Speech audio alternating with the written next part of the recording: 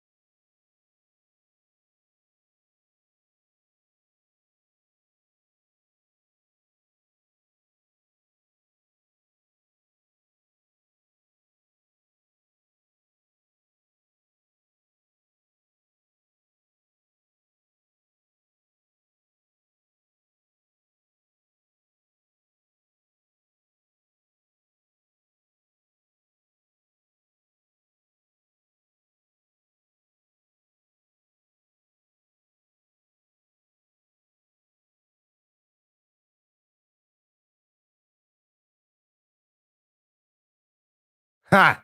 Can you hear me now? I wanted to hear this. It works better, right? Can you hear me now? Please, somebody. No host. It's just a blank screen, folks. It was an alien abduction. Is everybody? Is everybody? Can you hear me now? Can you hear me now? Okay, good, awesome. Sorry about that, folks. Face plant. Anyways, really sorry about that. Where was I? Oh, yeah, right. Talking. Well, no. Let me get to the comments here. Other than the fact that, yeah, it kind of helps if we can hear you, Bennett. Sorry, folks. I really am really sorry. Like I say, I had a bunch of stuff on my mind. I was doing a bunch of things. I made sure that camera, the lighting, and everything, and I forgot to go down and turn on the audio. And the thing is, I have audio on my monitor that I could just reach from here, but it is so quiet. You can't imagine how quiet the monitor is. I can't even barely hear anything. Although I don't really have to hear much myself. So I guess really, so I could have just done it that way. But anyways, it's all good now. Take a couple deep breaths. We're okay. We're gonna be okay. But I just want to see what's going on with the folks in the chat.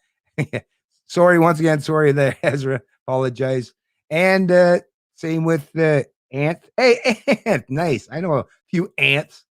What's going on, Ant? No sound. Jade Shaw. What's going on, Jade Shaw? How the heck are you doing today? He's gonna be so sad when he finds it. Could you imagine if I did the whole thing? Because guys, you all know I can ramble on for a long time. Could you imagine if I went like maybe an hour, 2 hours, right?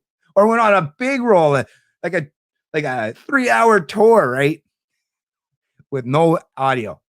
Dang, that would have, folks. Great folks. You got my back and let me know about that. So thank you all very, very kindly. Binks Web Elf. Oh, Binks Web Elf. Right on. How the hell are you doing today? Nice to see you in the chat. Edwin Cam. Whoops. Big whoops. Sorry. My bad. We got JDS Hutless that owns a cutlass. That'd be pretty cool. JDS Hutless happens to own a cutlass. 442, all right. Badass cutlass. Anyways, just joking around there, folks. Edwin Camo. What's going on, Edwin? How are you doing today? The Sacred Shaman. Yes, the Sacred Shaman. Yes. Nice to see you in the chat as well. Turn on your mic. Yes, I know. I think we're good now. I think we're good. But that's good. I got the proverbial tongue lashing that I rightfully deserve for messing up like that. Shame on me, right? Yeah, I know. I get it. Hey, I'll take it. I deserve it. I wanted to hear this. I live in Winnipeg. Well, Lord, luckily for you, Jade Shaw, thanks to the few other folks who have joined the chat already, you're probably going to get to see it or hear it now in addition to seeing it. Okay, so anyways, like I say, nice seeing some new folks in there. Oh, what's going on here? Medic 8553. Right on, Medic 8553. Gotta love the medics out there. I can imagine you folks are going through some crazy shit right about now. And like I say, so it's a rough day for us all. But hey, David, my friend, from Texas, I believe, right? Texas, yeah, I believe, anyways. But how the heck are you doing today? And we got my name is JD Schultz, okay, or Schultes, okay. Sorry about that, JD. Or yeah, it's UL Schultes. Sorry. Once again, my eyes aren't the greatest. Actually, let me tell you something about that. My wife has that, you know how you can get those, I never really dealt with them because I remember one of the places I worked at, they offered you can get the dental, like, Blue Shield and all these things through your work, right? Like some kind of health insurance and stuff, right? Dental, eyewear and all that stuff. Anyways, since my eyes, I am 50 after all, and my eyes are getting a little bad. Actually, I did go and, well, the wife thought the way it was set up based on the package, but there's so many little things that you got to check in the boxes and all that stuff. But anyways, so we figured, might as well use this. I rarely ever do, right? Any kind of insurance rarely ever gets used, right? So I figured, yeah, getting old, probably wouldn't hurt to get my eyes checked. If need be, got to get myself some reading glasses, right? Which I definitely recognize. Yeah, it's getting to that point. Anyways, did the eye exam and figured it was I'm going to be covered. Nope, your eye exam isn't covered, so I had to pay that in cash. I was like, what? What's the point here? Okay, well, all right, that's not too bad. It was only $100, so I mean, it's not the end of the world, right? $100, but still $100, $100. So I was like, okay, I'll just pay the $100, but at least I'll be able to get the glasses. And they were saying you can get 2 for 1 or something, and it worked out to be like $450 or whatever. You get 2 glasses, so you can kind of have one if you just want reading glasses and one that's like maybe like something like bifocal or something like that. Anyways, it turns out none of that's covered either. It's like, well, what the hell is covered? Why are you taking the money out of my wife's pay? On the dental side of thing, is a little bit. But anyways, let me tell you about the one I had in an occupation I was in before.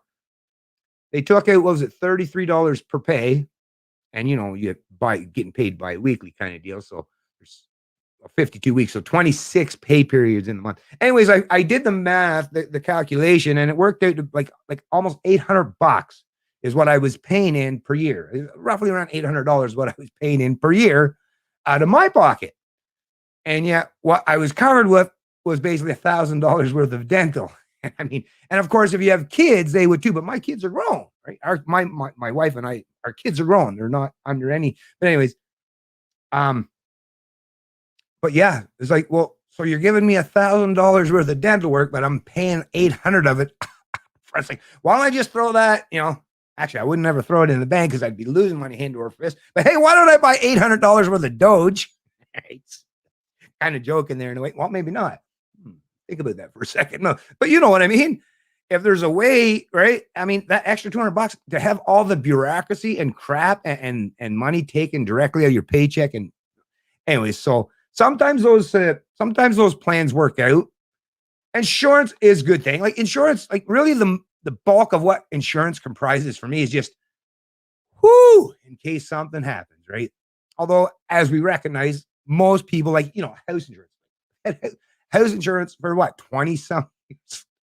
Never had no problems, never had no issues, never had to use it. So I've been just handing out money for 20 years straight, just giving away for basically nothing other than but in some situations or circumstances, you got to watch, you got to read all those little fine print, right? Because you might not even get that depending on how the insurance things are set up these days. And like, the kind of legalese in those documents, like who can read them unless you're a lawyer, right?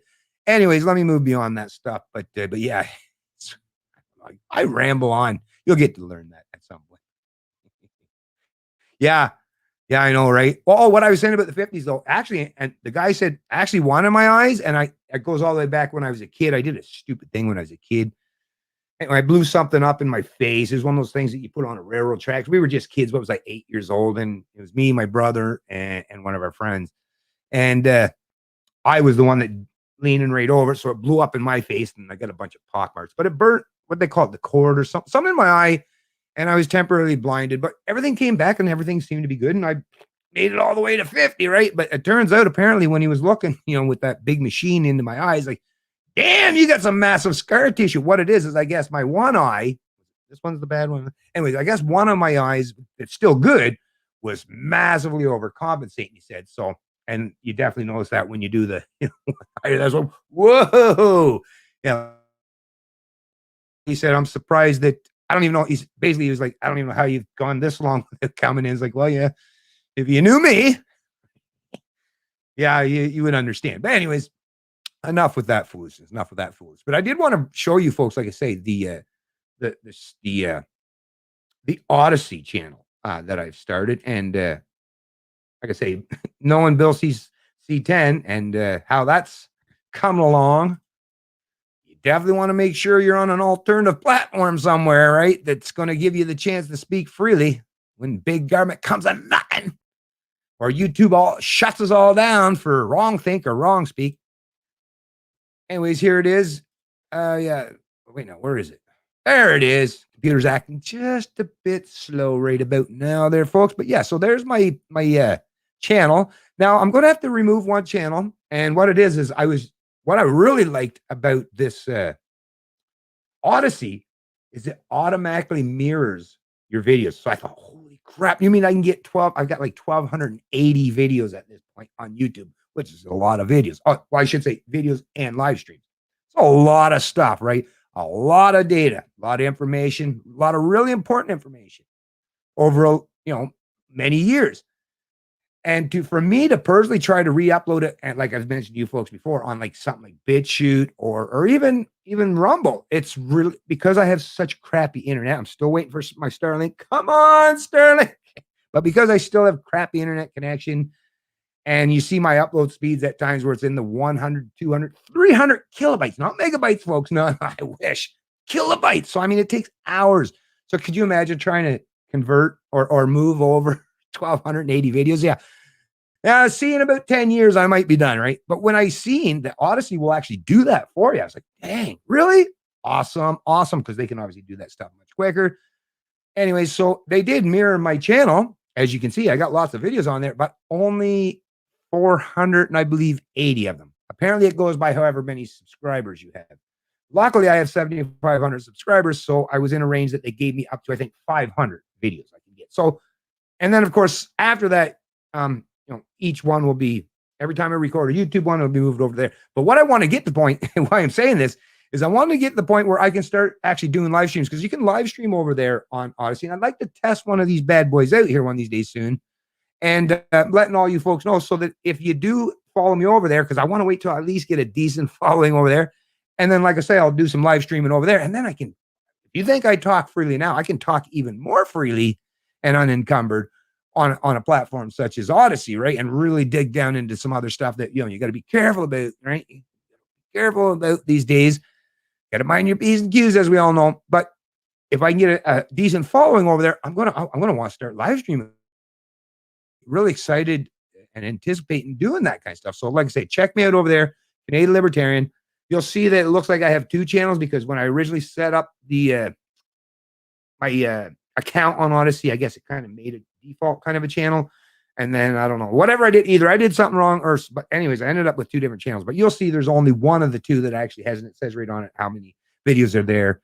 So it's kind of a mixture too, with videos and live streams, but they tend to try to err on the side of things that are, lower in terms of like duration. Because of course, they got to have servers back and all this stuff and storing it. And since I'm not paying for this currently, although I would be willing, this is the thing, I'm totally willing to pay to play. So once I figure this stuff out, then maybe I'll be able to get all of my videos in its entirety up there. So I'm still navigating, but at the very least, like I say, there's lots of videos right there. All my current stuff is going to be posted there. As you can see, most of them are already. And like I say, we can speak more freely, and we'll have a place where we can congregate, talk, discuss important things. deal with a really important subject matter and not feel so encumbered or restricted. Like, yeah, because I hate it, man. I just, man, I don't like being stifled. Anyways, just so you can see here, let me click on Odyssey, kind of give you a little, just give you a little rundown here. So as you can see, 20 followers, content about community. Probably not much in the community part here. Now, this is where I guess you can do the sharing, share this channel. So probably should do that. Should I share this channel? Let's see here. Wonder if I can put that right on the old stream. Text copied. Wonder if I can throw that right in the old stream. That might help. I know they usually don't allow hyperlinks though, so might not. You might be able to have to, I don't know, you might be able to just scroll over it though. Copy and paste kind of dilly. I don't know. Maybe. But either way, it's down there. It's down there now. I put her in the old chat, as you can see. That's quite the channel there, Bennett. What language is that in? Right. Anyways, back to so as you can see, you can also, like, this is based on I think blockchain and cryptocurrency stuff, so you can support the channel. This is how you follow it. Obviously, I don't need to follow my own channel, and I guess this is another way to copy a link. And over up here, when you're a content creator, and I think even if you're someone that's not sure actually on the other side of things, if you're not a content creator, if you're just a consumer of content, but you get paid in like some form of cryptocurrency. Once again, I'm still navigating, figure out which one this is based on, your Ethereum and all this stuff. But as you can see, look, you get you get a daily watch reward. Ooh, tips, like, I don't know, just little bits here and there.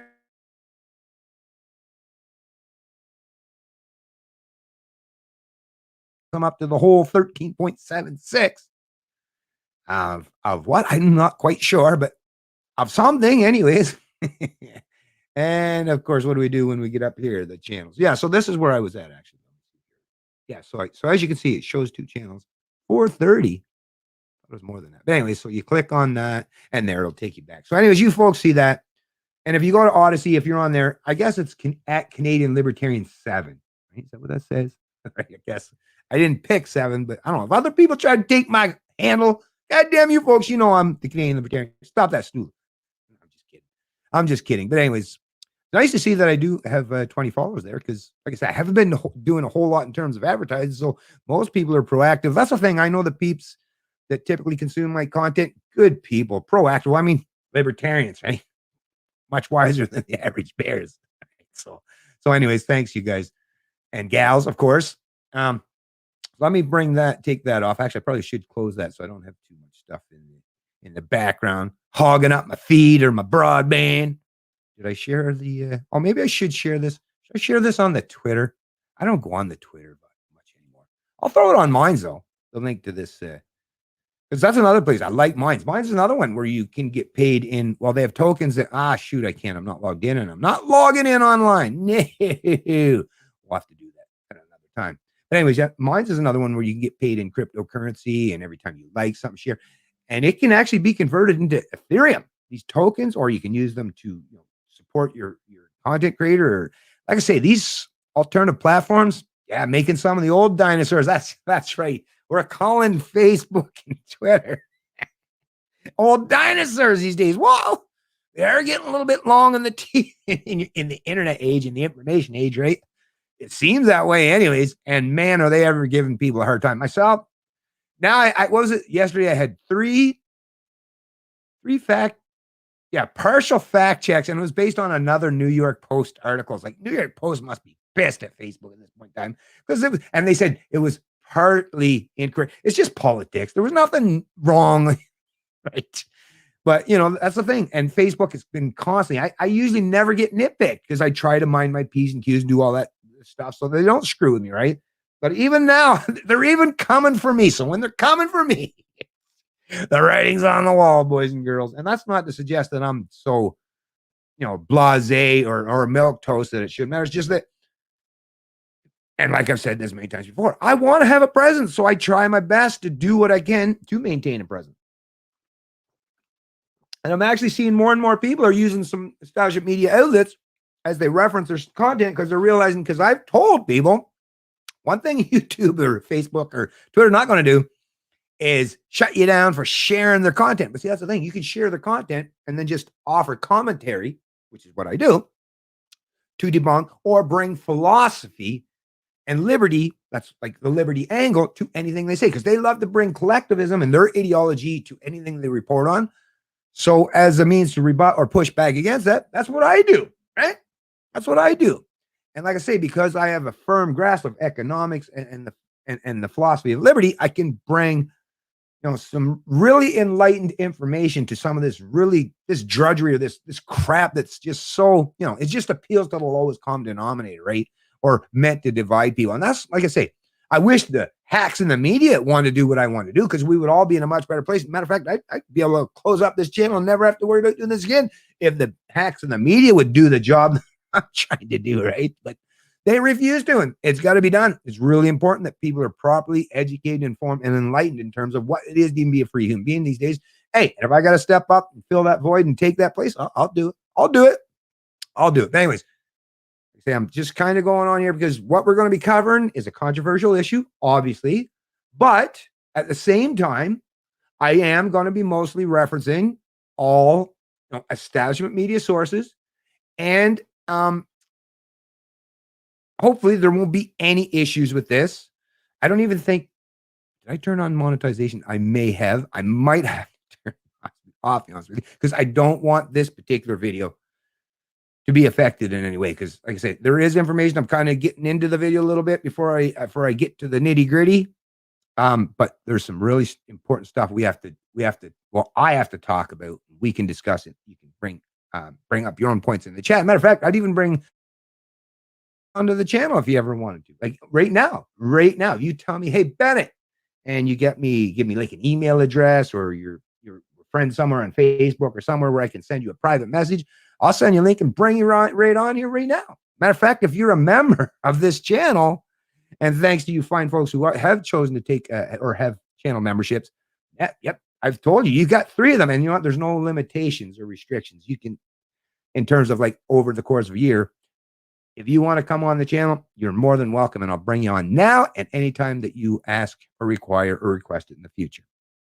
Right. So anyways, beyond that, actually, let me throw myself back into the chat and see what you fine folks are up to. I don't know why YouTube's getting pretty. Yeah. Well, YouTube, yes. Actually, what's weird for me, it's so weird how this stuff works. YouTube, weirdly enough, of course, I don't know if I want to give them credit or myself credit.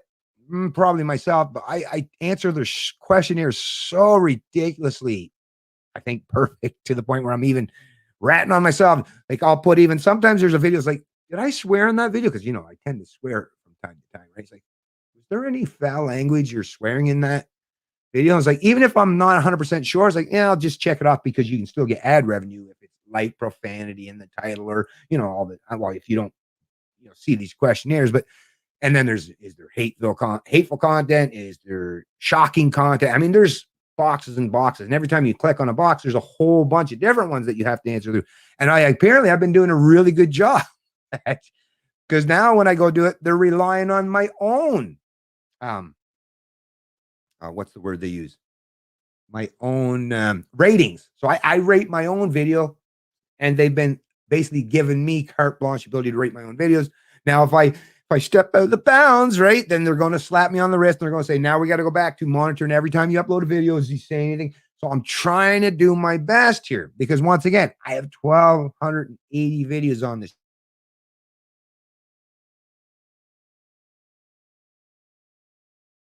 Now, well, on another channel, right? This is the problem. So I want to keep things on the up and up as best I can. And so far for YouTube, like I said, I'm still monetized. I haven't had any. I did have that, wasn't a copyright claim. It was, there was a community guideline thing or something like that, but it was pretty minor. Although, like I said, I definitely recognize the writings on the wall. And there's the other part that I have a fairly small following. So maybe, like, even if he's not doing everything we ask, nobody's paying attention to him anyways. Right? So who cares, I guess. But anyways, moving on. Mask. Mask. Yeah, it sounds about right. Madness, Corey. I hear daily. Did you get your vax? Are you excited about getting your vax? Get your vax so we can all go back to normal. Yeah. Well, this is how that peer pressure thing. See, that's a thing, folks.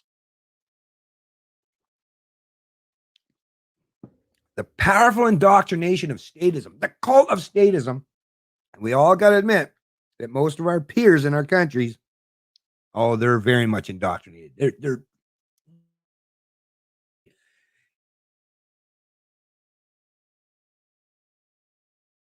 blaming government, right, for taking away their freedom. Now they're going to blame you right now after years. Like, well, we could finally get out of this if you would just goddamn get the jab, fucker. Right? Like, well, no, but see, that's the thing. I don't want a jab. I don't require a jab. I'm healthy enough that there's no need to take a jab. And yeah, not happening. But what, we're supposed to be made feel guilty, right? This is the fucking insane part of this. This is the fucking thing with collectivism. This is the minute you live in a country who removes, or that in which removes the individual, right, and doesn't respect individual choice, sovereignty, autonomy. This is the problem, which is why I've been for years and years and years, over a decade now, trying to warn against authoritarian collectivism.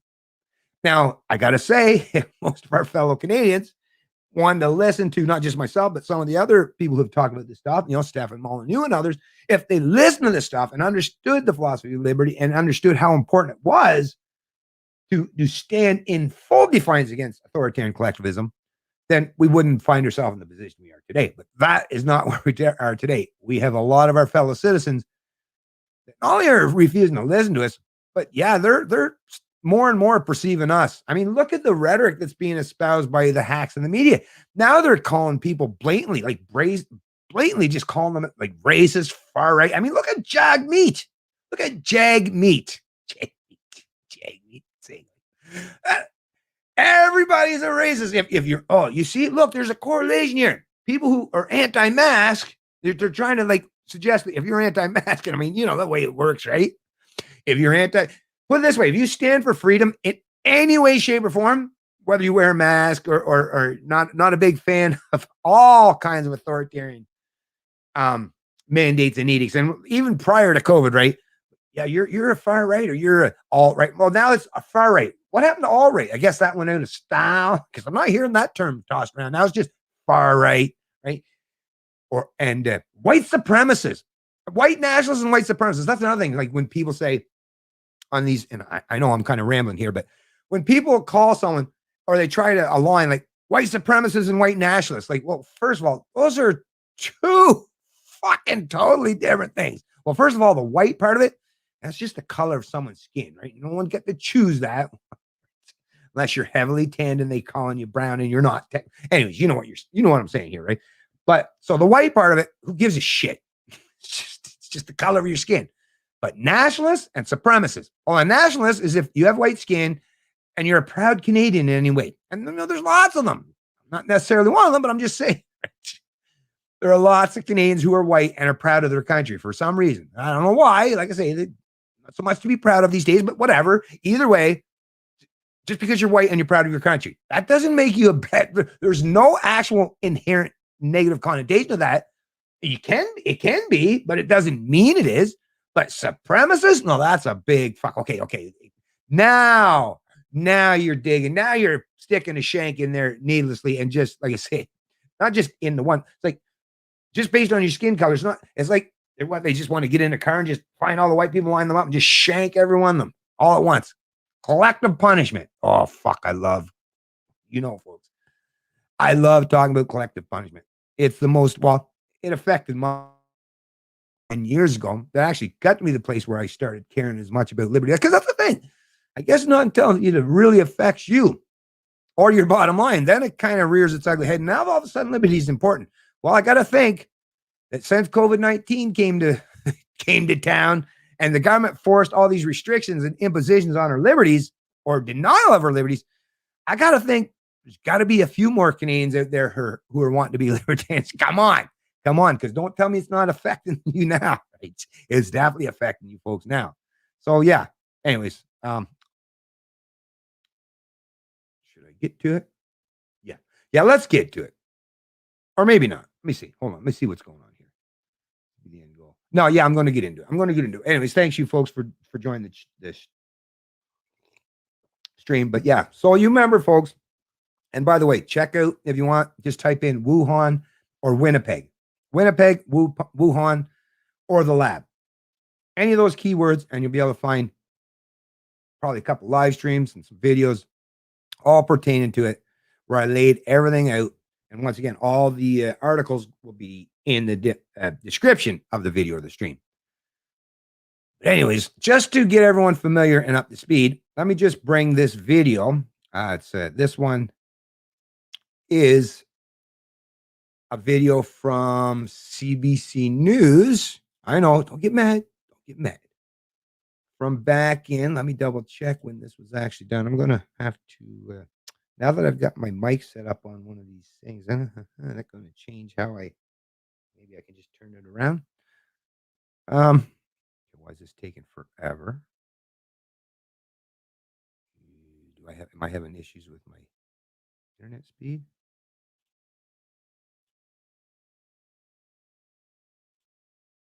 Huh. Why is this not loading?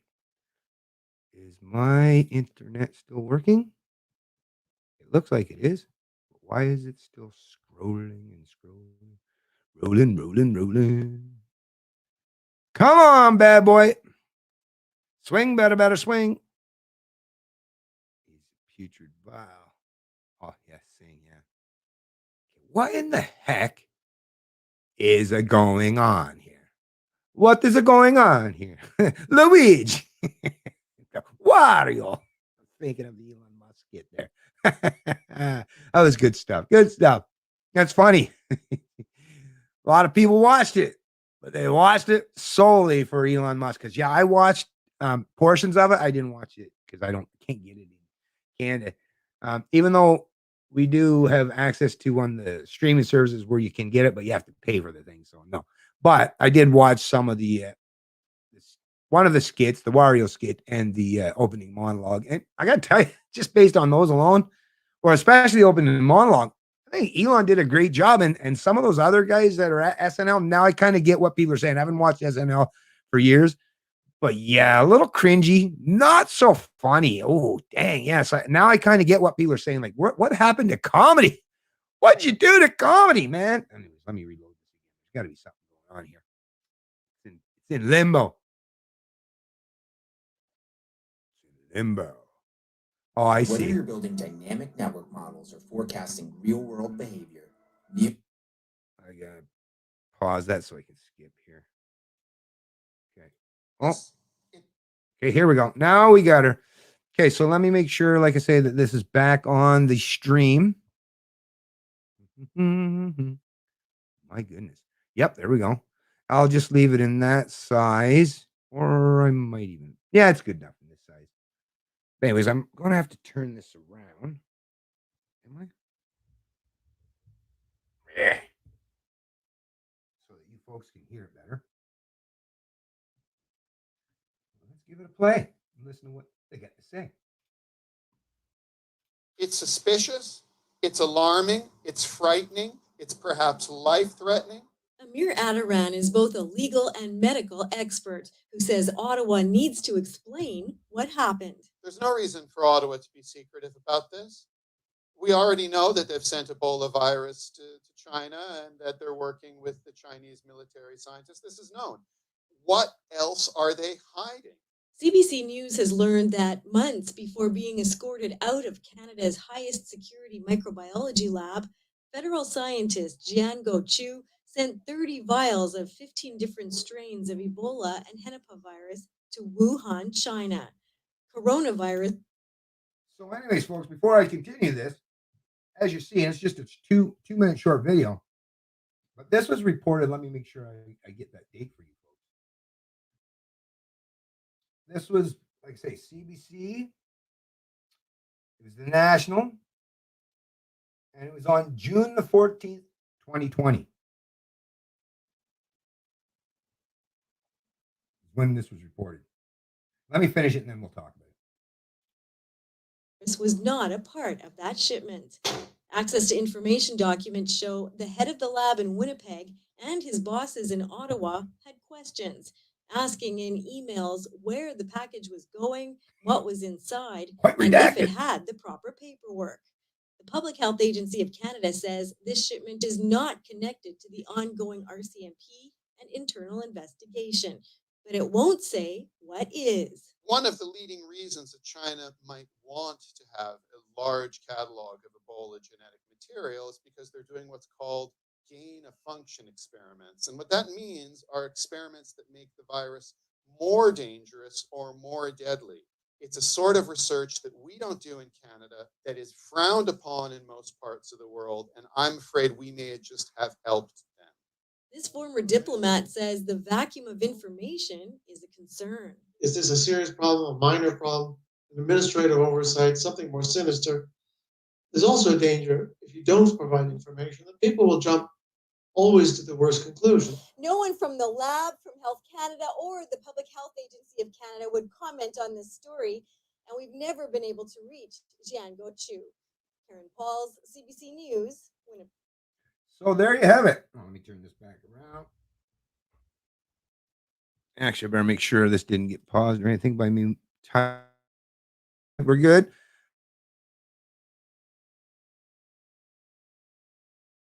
Great. And that's why I always post them and superimpose them on the screen so you can get a chance if you want to pause it and read them yourself. But, you know, obviously with something with full video and audio, it's even much better. But I mean, listen to like, so what I'm taking away from this, and like I said, this was reported way back early in 2020, is that up to 30 at least different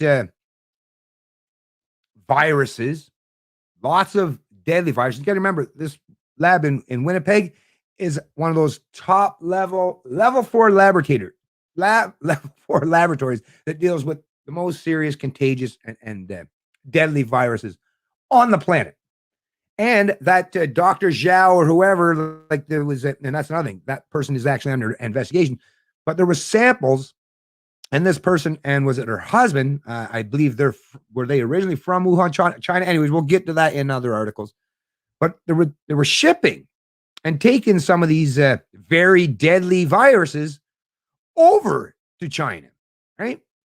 To that Wuhan laboratory, you know, basically ground zero.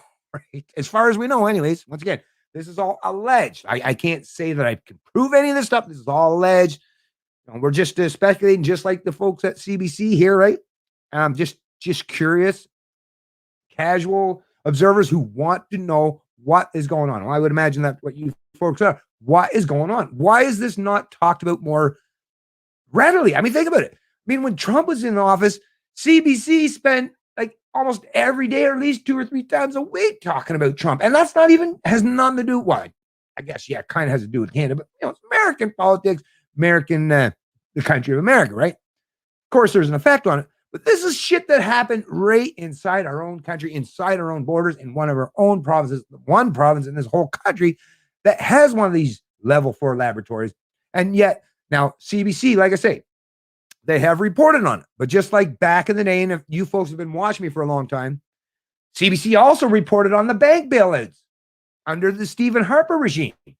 But they did it one time, basically, and swept on the rug and basically never talked to it again, which was, I found it so absurd, which is why I kept it pinned on my YouTube, on my Facebook page for years. I kept that thing pinned on there because I couldn't believe that Canadians just didn't understand that, yeah, the government bailed out all the banksters, all of the big 6 banks in this country to the tune of $114 billion. Some of the banks were recapped, like bailed out more than what their entire portfolio was worth. Think about that, right? Think about that. But anyways, moving beyond this, that's the thing. I'm sure there are lawyers or people from the legal profession and you know, they're saying, especially if you're supposed to be the media outlet in Canada that's supposed to hold government.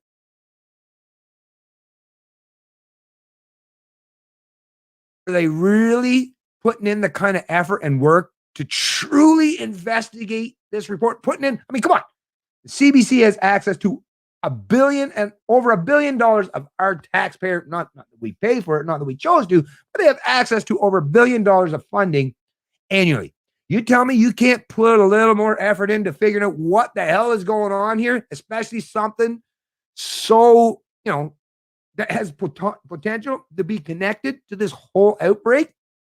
Because I've heard a lot of accusations in terms of China being the culprit, and who knows, may very well be too, right? Canada has a fairly cozy relationship with China, as we're seeing time and time and time and time again.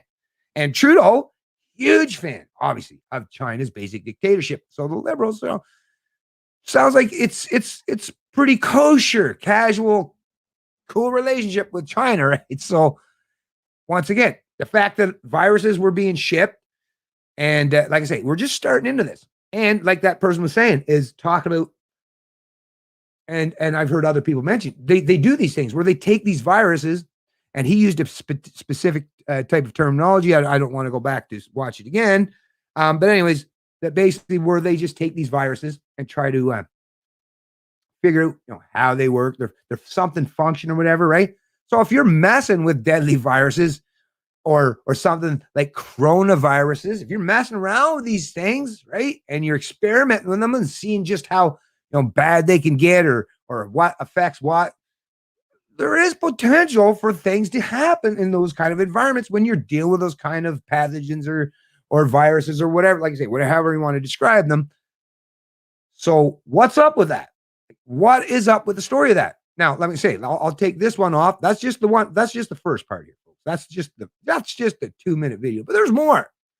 And this was the part that I found, because this is one of the most recent. Because this is actually this year. So let me bring this one up here, because I've been following this through the whole time. Most Canadians not, but I do. I'm proactive, folks. I like to be in the know as best I can, right? That's what I try. And I like to make sure that you folks are as well, the people who consume my content. And the ones that aren't, screw them. Hey, if they want to be ignorant, let them be ignorant. You folks won't be. But anyways, so like I said, hey, let me bring this up. Bring another article. Here we go. The public health. So this is, once again, this too, of course, is out of the Manitoba, and as it is pertaining to that Winnipeg level 4 microbiology lab. So headline on this one is Manitoba PHAC, which is Public Health Agency of Canada, given until Friday to explain why 2 scientists were let go, right? Anyways, Dr. Jianggu Kui, husband escorted from NML in July 2019 over potential policy breach administrative matter.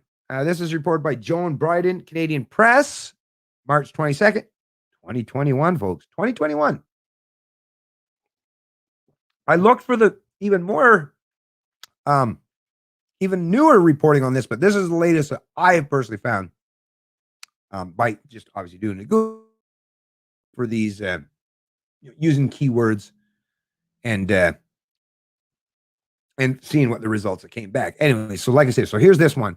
Let me scroll down here just a little bit here for you. The president of the Public Health Agency of Canada has been given until the end of the week to explain why 2 Canadian government scientists were let go 18 months after being escorted from Canada's only level 4 laboratory. 18 months after being escorted from Canada's. I mean, that's a little suspicious, right? That's a little suspicious. Lane Stewart came under fire Monday from opposition MPs after he repeatedly refused to explain why PHAC terminated the employment of Dr. Jianggu Qi and her husband, Kading Chang, in January. Stewart told the Special Committee on Canada-China Relations that he could not provide details due to privacy issues and security with respect to the investigation still being conducted by the RCMP. Yes, that's another fun thing, folks. Yes, there's been long-standing and ongoing, supposedly, but I'm not seeing any new updates. But yes, there's actual RCMP investigation. But think about it. It's the RCMP, basically the federales, right? So they're investigating, themselves. Well, not necessarily themselves, but, another government agency. So I don't know. I don't have a whole lot of faith in the RCMP, to be honest with you, right? I mean, if they find any wrongdoings or corruption, maybe they'll just make a deal. Hey, you don't rat on me, I won't rat on you. Meanwhile, they're more than willing to rat on anyone else in this country of Kanakistan, they call it these days. Anyways, I do anyways. But pretty wild stuff, right? Anyways, let me continue on here.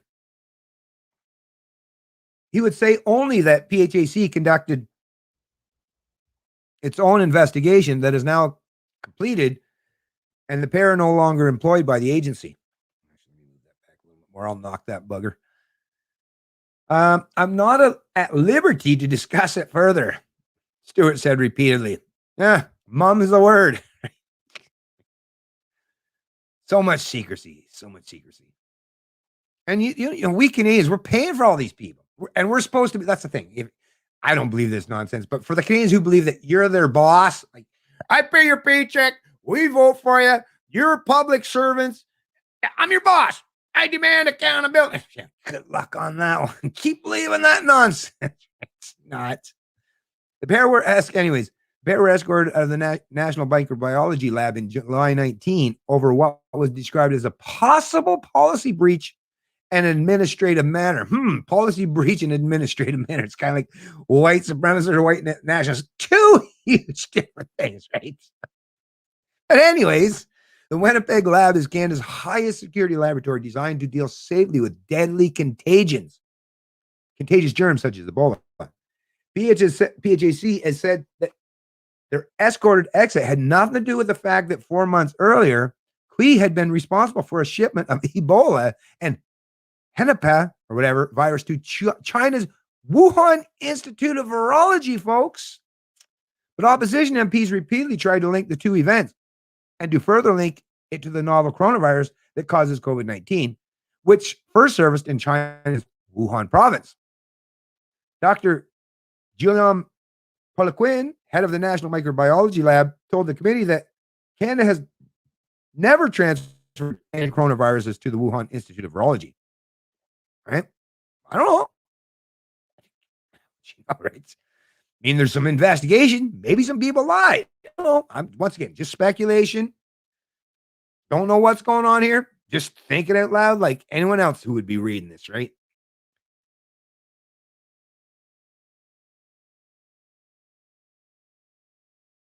Been a case in which a Canadian lab fired a scientist over security breaches or the improper transfers of virus.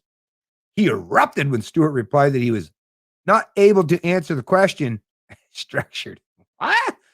Oh, that's a problem with legalese. Don't you hate that? Politicians and lawyers, right? Same thing. Could you just fucking speak fucking honestly for one? Can't you, like, to me, it drives me nuts when you hear them using like legalese or just political double speak to never fucking answer anything. Like, I don't know how people put up with this. I don't know. But anyway, I'm glad you have a bloody senior office. What's this? I'm glad you have a bloody senior office in this country where you're supposed to account to parliamentarians and the Canadian people. Now answer the damn question. Genius said, well, Genius was upset. Good for you, I guess. This is such an utter disgrace.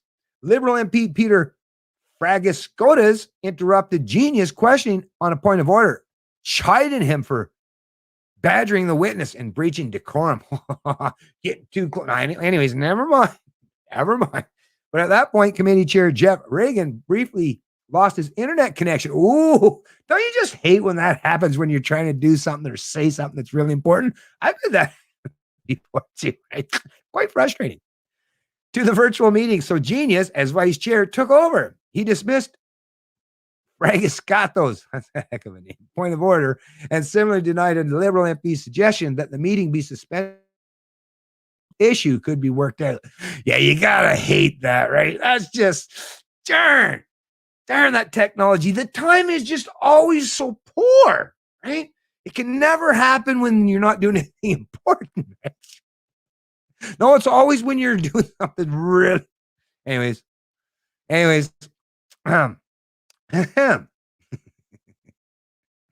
Okay, where was I at here? But at that point, committee chair. Okay, Genius eventually. I like that name. That's too funny, Genius. What? Imagine having a last name, Genius. Hey, Genius. Genius eventually turned over the chair to another MP after New Democrat Jack Harris said it was inappropriate for him to act as the chair while continuing his question and dealing with points of order about his own conduct. Stewart later told the committee he was sorry his refusal to provide details was causing stress and unhappiness. That's the legal advice I was provided in preparation for this session. Bloc Québécois MP Stéphane Bourgeois warned Stewart he could be found in contempt of Parliament if he continued to refuse to provide details. If the details are too sensitive to be revealed publicly, Bergeron suggested that they could be provided in confidence to committee members instead. Stewart said he would consult with legal counsel about the alternative. Conservative MP John Williamson suggested there's another reason for Stewart's refusal to answer questions about the matter, and that's just bureaucratic butt covering, incompetence, malfeasance in the department. The committee eventually agreed to a genius motion calling on Stewart to explain to members in confidence, if he wishes, by Friday at 2 p.m. why the two scientists were fired. Now, I got to tell you, folks, like I say, so this was back on, once again, March 22nd, 2021. And by that Friday, not sure what March 22nd was in terms of the day, but, I could look it up, but we know. A week, it couldn't be any more than 6 days after that, right? So even if it was March 20, you're still talking a couple months now, or almost, or at least a month and a half has gone by. Once again, I looked, I searched, and I will continue to search and see if I can find something. Maybe something will pop up. Strange things have happened in the past, and I don't doubt strange things will happen in the future or after this. But so far, I'm not finding it. So where is it? I mean, CBC covered it. They had until Friday to give an explanation. Where's the explanation? And where's the follow-up reporting? What's going on, I would ask. What is going on in this country? I don't know. You don't know. None of us know. Some people who know, but we're not getting any details because bum's the word. But don't get upset. Don't get alarmed. Don't get all conspiratorial. Keep the tinfoil hat off, right? And how dare you suggest that there might be something nefarious going on here? How dare you? I don't know. Like any sensible human being, just by the first video, that 2-minute video, the information contained within that, and this article makes me suspicious, makes me curious, makes me inquisitive and want to inquire and investigate further, right? Does it not to you? But apparently not to the people who really should be doing this work. But I'm sure somebody within the organizations are trying to, once again, bureaucracy, big government. Even if there's the odd good apple in there, right?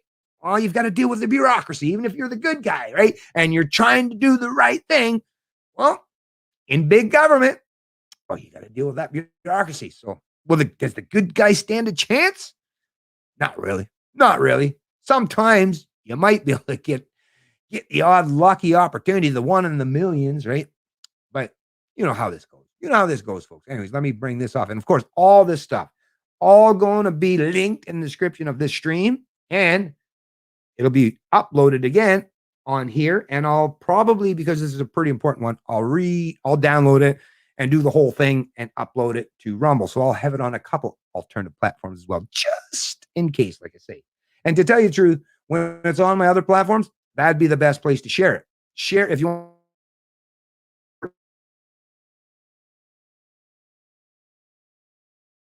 Say, right? But anyways, like I say, I try to do my best here and get this information out. And so far, like I say, YouTube's been fairly good and leading with me. How long that's going to play out, I don't know. I don't know. I think a lot of it has to do with the fact that I just have no reach, so they don't care. So what? The guy's talking to a few people, right? Like, whatever. All right, not a big deal. Now, if I ever garnered any kind of a large audience, I expect that things would probably get much, much worse for me. I don't know, but like I say, in the meantime, even if I am flying on the radar, well, let's take advantage of it, right? I'm not an attention whore per se. Not like I don't like a little attention time to time, but it's not about me. It's about this kind of information. Anyway, so just to show you folks, this is going way back here. Let me bring myself. Okay, bring this article because this was the one. Oh no, this is another one. That's a new one, right? I found this a bit weird. Well, this is something that I just wanted to bring up. Now, there was a couple articles dealing with this same thing, but which one do I want to use? Is it toxic? Well, they both say the same thing. So maybe I'll use the CBC one because, like I say, at least with the CBC, I know nobody can tell me that I'm using wrong source of information and give me some kind of a freaking punishment for doing so, right? So, anyways, let me bring this one up, okay? Because this here is kind of important too. National.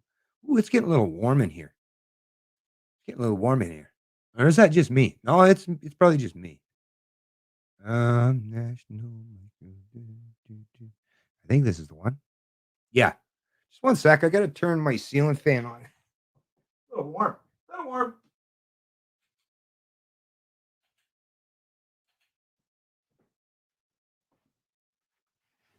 It's a little warm, folks. A little warm.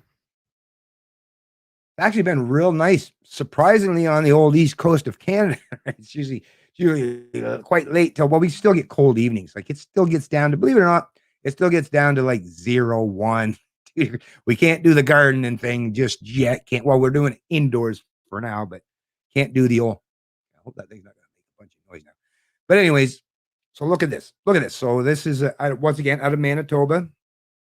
Headline: National Microbiology Lab rediscovers teamwork in pandemic. Many staff members. Now that sounds positive, right? Sounds positive. At least the headline does. Many staff members remain frustrated and demoralized, union says. Well, that sounds the exact opposite. What's going on with these headlines? So weird, ain't it? Posted March 5th, 2021. CBC News. The teamwork required in the pressure cooker of the COVID-19 pandemic may have been what Canada's National Microbiology Lab needed to start healing rifts between staff and management, described as a toxic workplace, according to the Winnipeg Lab's acting scientific director general. As the pandemic has continued to evolve, we've had to personally and professionally really expand on every part of our learning, said Guillaume Poliquin. As we've come across small challenges, large challenges, evolving viruses, the rollout of vaccines, and all these things have required us to learn lessons on the fly and to very much dig deep into our resilience here as an organization. That's involved long days, and sometimes it felt like weekends aren't a thing anymore, he told CBC in an interview. Obviously, that is a toll on staff, but at some time, it's been so incredibly rewarding to be able to play such an important role. Anyways, on the COVID pandemic, because that's another thing. Yeah, this Canada's only bet. So they play a big role. You don't hear much about it in the media in terms of how much of a role that these folks are playing.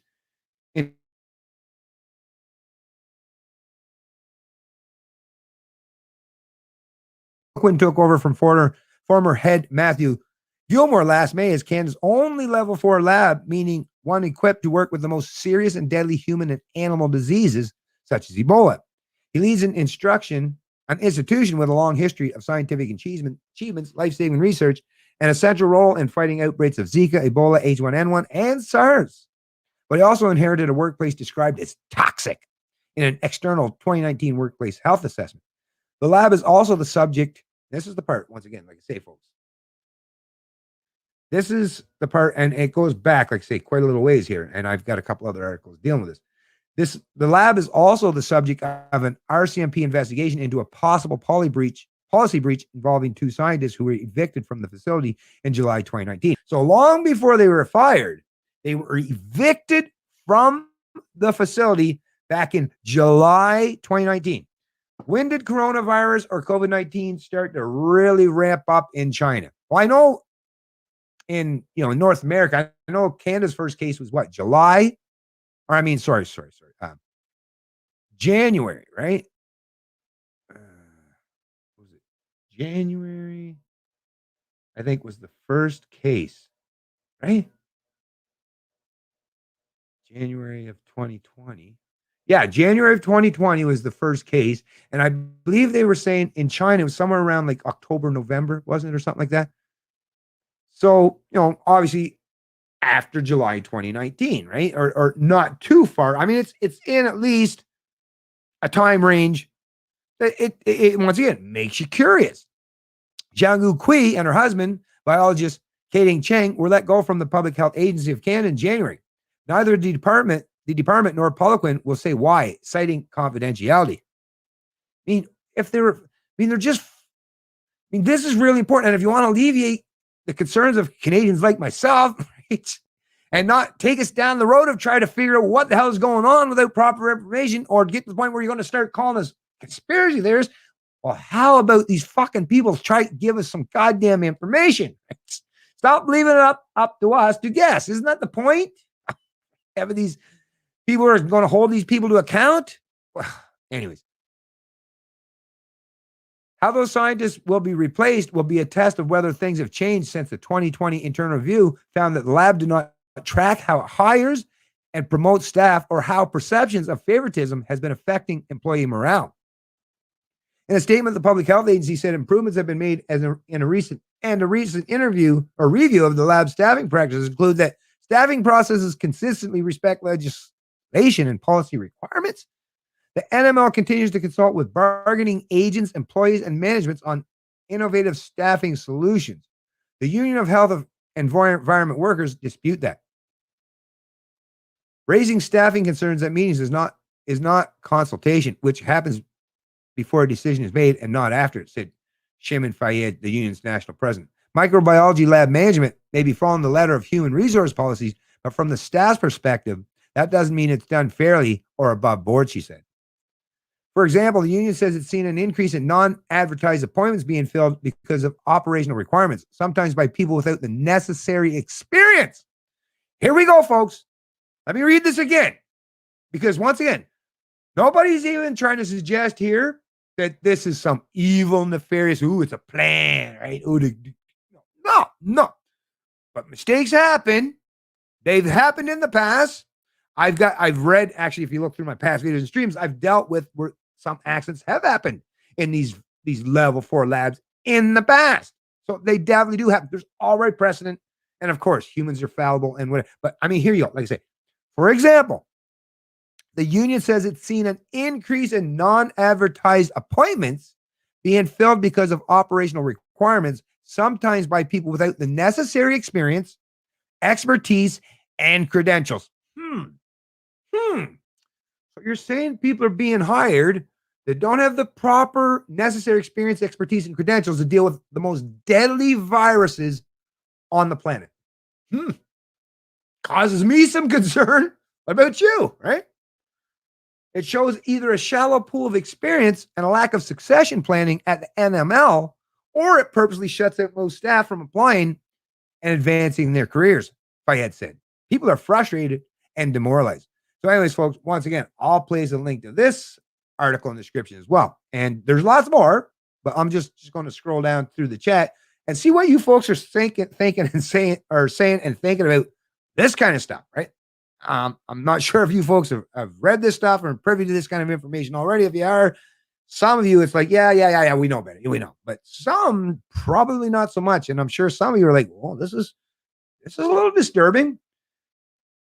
And maybe you want to share this with other people, in Canada. Because like I say, that's why I do this stuff. Share this stuff with people that need to hear this stuff. Because I guarantee you, they're not going to be calling you a conspiracy theorist or suggest you're wearing a tinfoil hat when you show them this right from their thought leaders' own articles, right? So this is what I mean. If they say, I trust, you guys are just, I get my news and information from the CBC. Oh, really? Okay, well, here, look.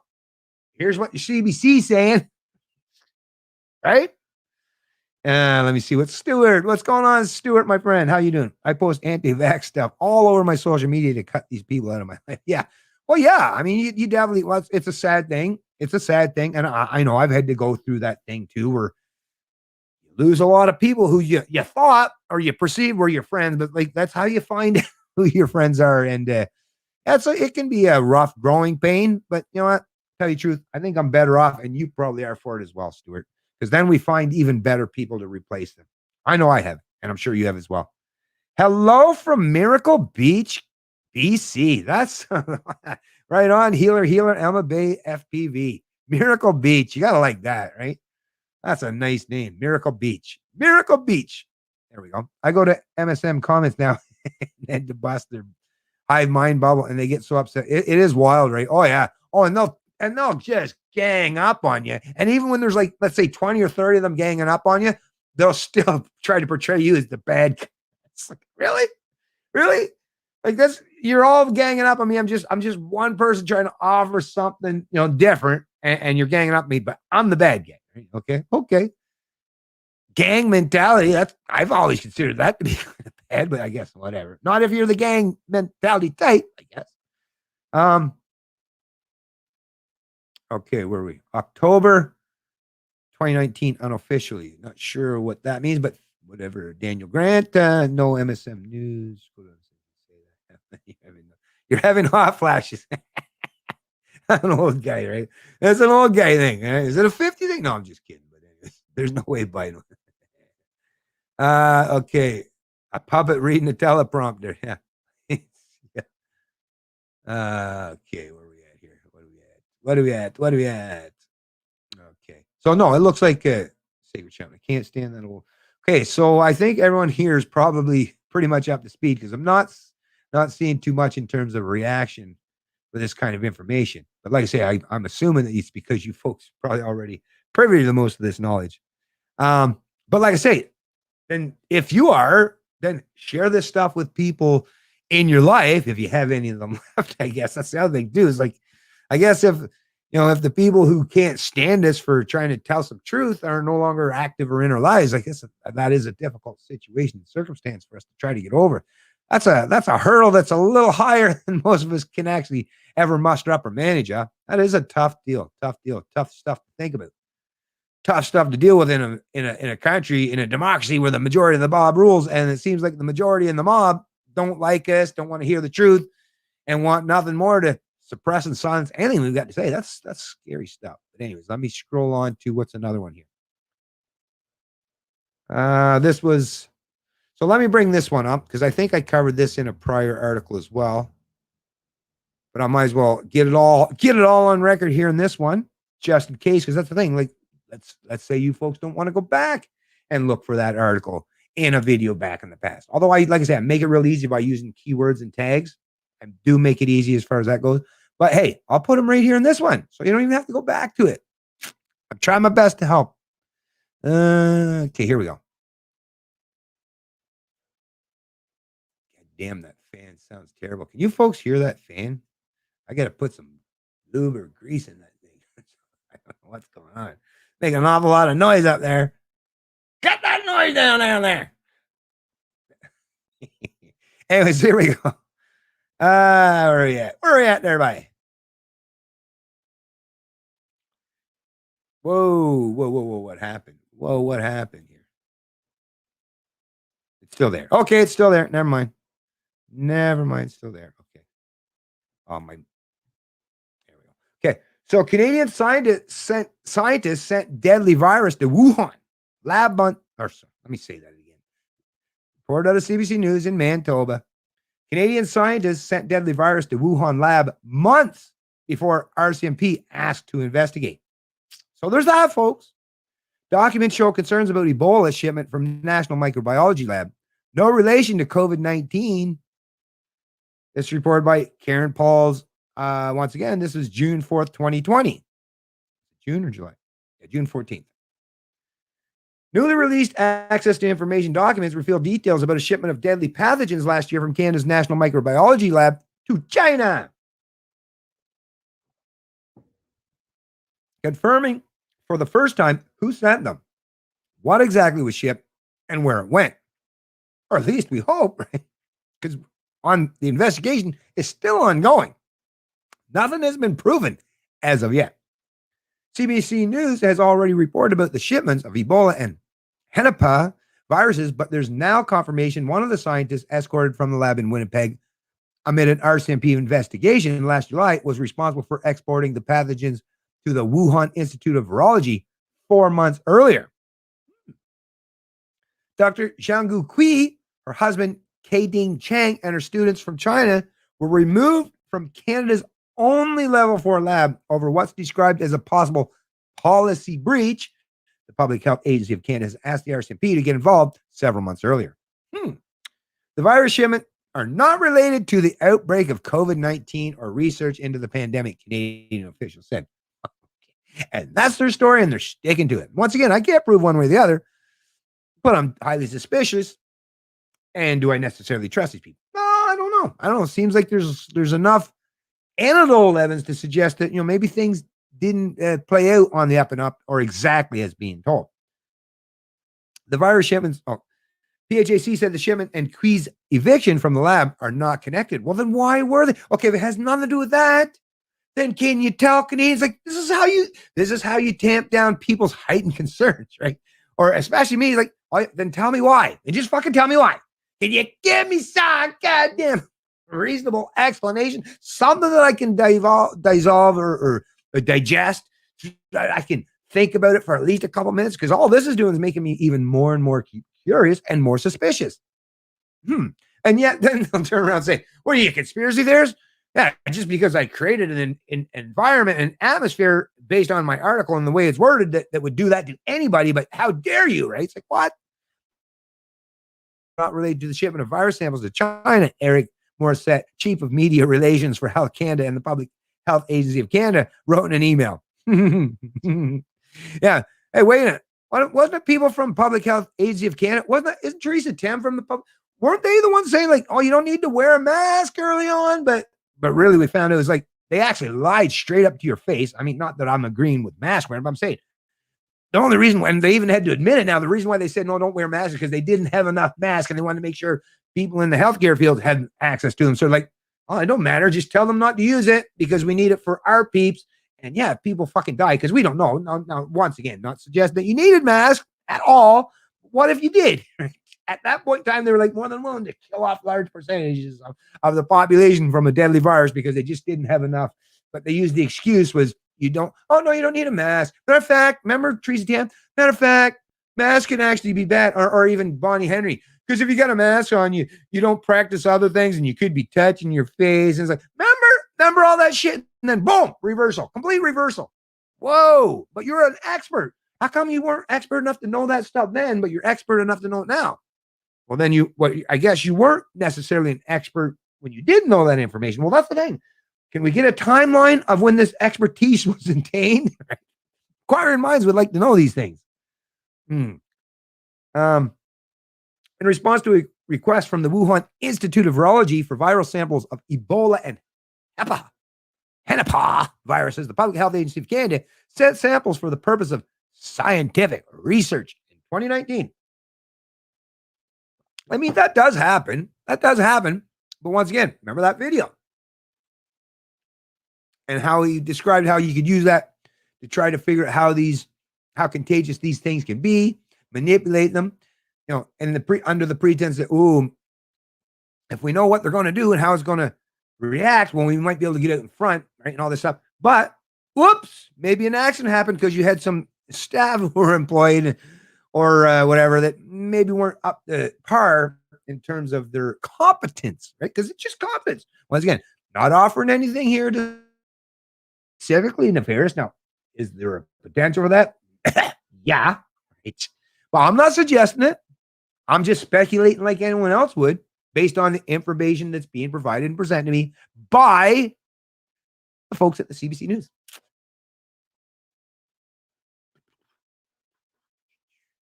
The administrative investigation is not related to the shipment of, okay. It is alarming. However, experts are concerned. It is suspicious. It is alarming. It is potentially life-threatening, said Amir Attaran, a law professor and epidemiologist at the University of Ottawa. So this person is an epidemiologist. Sounds like they should be someone that's fairly familiar and knowledgeable in the field. They seemed quite concerned. We have a researcher who was removed by the RCMP from the highest security lab that Canada has for reasons the government is unwilling to disclose. The intelligence remains secret. But what we know is that before she was removed, she sent one of the deadliest viruses on Earth and multiple varieties of it to maximize the genetic diversity and maximize what experimenters in China could do with it. To a laboratory in China that does dangerous gain, that's the word that guy used in the video, dangerous gain of function experiments. And that has links.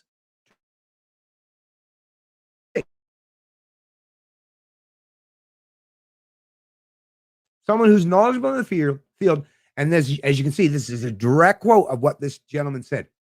And think about what's contained just in that one paragraph alone. That one paragraph alone, it should cause anyone to have heightened concern as to where did the origins, was it, a bat at some wet market in Wuhan, based on the evidence and the information that I've heard so far, even though there might be some possibility of that, it actually doesn't seem, when you weigh the gravity of all the combined evidence and all the information that you've been presented with, well, for me personally, I'm going to speak for myself, is no, nope.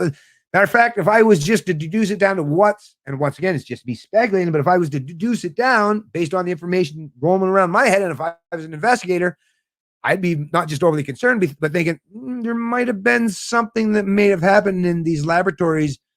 Once again, not necessarily because of malevolence, maybe just by happenstance or an accident, right? Who knows? But this is basically admitting to Maxim that she sent one of the deadliest viruses on Earth and multiple varieties of it to maximize the genetic diversity and maximize what experimenters in China could do with it, to a laboratory in China that does dangerous gain of function experiments. And that has links to the Chinese military. Right? Wow. I mean, to me, that is just, why is this not more like this? Should be covered, and not just the CBC, although I did see, I think Global News covered a little bit. Very, very minor reporting on it, but for something that has such profound implication, not just for Canada, but for the entire globe, right?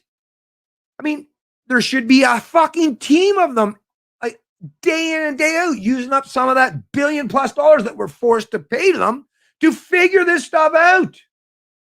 But once again, it's just sporadic, a little bit here, a little bit there, just to pretend, I guess, that they're doing something. Because, I mean, that's the thing. Once the first report comes out, even if they don't want to investigate, it's like, well, they're pretty much basically tied in or backed in a corner at this point in time. But are they being as proactive as they should? I don't know. And even the people who are contributing to the CBC article don't seem confident. Gain of function experiments are when a natural pathogen is taken into the lab, made to mutate, and then assessed to see if it has become more deadly or infectious. Wow. Could you imagine that? So if you took a coronavirus and checked out and you were doing gain of function experiments on that, and made to mutate, and then it said, well, what? Are we getting an actual human experiment? Isn't that supposed to be done in the lab? But we're now getting it out in the real world. There's a real experiment happening out in the real world, not to suggest that it was set up that way. Once again, I am not a conspiracy theorist, and I've never played one on TV. Matter of fact, I don't even have a tinfoil hat. Damn it. I'm going to try to get one someday. But anyways, but like I said, look at this. In Canada, gain of function experiments to create more dangerous pathogens in humans are not prohibited, but are not done because they're considered too dangerous. So they're not prohibited, but they're not done because they're considered too dangerous. Well, if they're not prohibited, I promise not to do it, but it's not wrong, illegal, or against policy not to do it. So I guess historical norms were in Canada that, no, you don't do this stuff because it's just too fucking dangerous. And rightfully so, right? I would suggest as well. Some of the most deadly viruses on the planet. Yeah, you got to be real. There's a reason why they're level 4 laboratories, right? But if it's not policy that you're not allowed to do it, does it mean that, maybe someone in this institute is like, oh, there's nothing that's stopping me. There's no policy that says I'm not allowed to do gain of function research in Canada. Right? Once again, not saying one way or the other, just thinking out loud. But once again, little curious. Okay, the Wuhan lab does them, and we have now supplied them with Ebola and Nipah viruses. It does not take a genius to understand that this is an unwise decision, he said. I am extremely unhappy to see that the Canadian government shared that genetic material. And at this point in time, folks, I got to say, so am I, and so are a lot of other people. We want to get to the bottom of this and figure out what the hell is going on. Where did this all originally take place? Oh, by the way, check out this picture. This is the doctor that was, I guess fired now, but removed from the lab at that time, Dr. Zhang Kui. Look at that. Accepts an award at the Governor General's Innovation Awards from Governor General Julie Payette. Once again, another Canadian, not a politician, but the Governor General that, yeah, boy, she had to leave in a quite a shameful manner, right? Ooh, that seems like another area where there's a really, really fucking toxic environment going on over there. Like, yeah, apparently she's quite the vicious bitch, that one, right? Well, based on the testimonial of her own employees, right? So, yeah, I don't know, folks. Once again, I just report on this stuff and offer my own observations, and based on my, my knowledge and my understanding of things, right? But I'll leave it always, as per usual. I leave it up to every individual to think for themselves critically. I'm offering information. There's not information being presented here that debunks even what I'm suggesting. I'm offering you potential, concepts, ideas, and information, just for you to run that around, in your mind. I'll give you the information of anyone else that's suggesting that I might, even someone that would suggest, oh, Bennett. I'll even say, well, of course, yes. I don't know, and neither do you, right? But probably be a wise thing for us to try to get to know that, get to the bottom of this. Seems like an important thing to do. Tehran pointed to a Ebola study first published in December 2018, 3 months after he began the process of exporting the virus to China. The study involved researchers from the NML and University of Manitoba. The lead author, Huilei Wang, is involved with the Academy of Military Medical Sciences, a Chinese military medical research institute in Beijing. Once again, folks, it just keeps getting better, right? Now, I will just say, as much as I give the folks at the CBC a hard time, for being very political, I got to tell you, I'm at least pleased that this has been covered. And once again, I always give credit where credit is due. This article, and like I say, there's individuals in these organizations. It's not CBC, is not just, there's individuals who comprise CBC. But this Karen Pauls, right, this contributor, and I think she was the one that was the contributor to the rest of these article, seems like someone that's at least trying her best to do some genuine investigative reporting. So give credit where credit is due. CBC, yes, it too is probably a very toxic environment where people such as this one probably has a difficult time even trying to, but there are, like I say, you cannot collectivize guilt and impose that on everyone, even for people that we don't like, even for the CBC.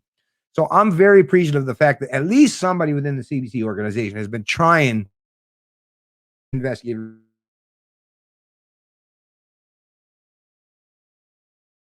Find out, after that Friday that's supposed to be released, we're supposed to find out what is the reasoning why these people were fired. Why is that not front and center, right? Why aren't Canadians not being inundated on a daily basis or trending articles by all the establishment media? Because not just the CBC. Why aren't we seeing all the establishment media covering this story, right? Once again, it causes me concern to know that there seems to be some reason to stifle information. All of this has led to conspiracy theories. Here we go now. All of this has led to conspiracy theories linking the novel coronavirus responsible for COVID-19, Canada's microbiology lab, and the lab in Wuhan. Gee, I wonder why that could be, right? But at least this person isn't saying that in a negative kind of connotation and trying to downplay it. It doesn't seem that way anyway, so that's kind of good in a way, right? The RCMP and PHAC. Oh, and that's the thing. Conspiracy theory, people are theorizing that there might have been people who were conspiring. I mean, that's possible, but that doesn't even necessarily mean, I don't even have to go down the conspiracy route. It could be just, like I say, somebody done messed up. Incompetence and doing things that, they might have thought was fine. And, it wasn't against the policy, but as we were hearing by other people, probably dangerous stuff, right? The RCMP and PHAC have consistently denied any connection. There's no evidence linking the shipments to the spread of the coronavirus. Ebola is a filovirus, and Henipa is a paramyx virus, whatever. No coronavirus samples were sent. As far as we know, the investigation isn't complete though, right? So can we say that for certainty? No. The ATIP documents identify for the first time exactly what was shipped to China. The list includes 2 virals each of 15 strains of virus. I mean, what if someone left something off that list? Is that possible? That something was shipped and it didn't quite make it on the list? I would suggest, especially if people weren't dotting their I's and crossing their T's and all that stuff as well as they should have been. I would suggest that maybe something was overlooked, right? That's possible. It's possible, right?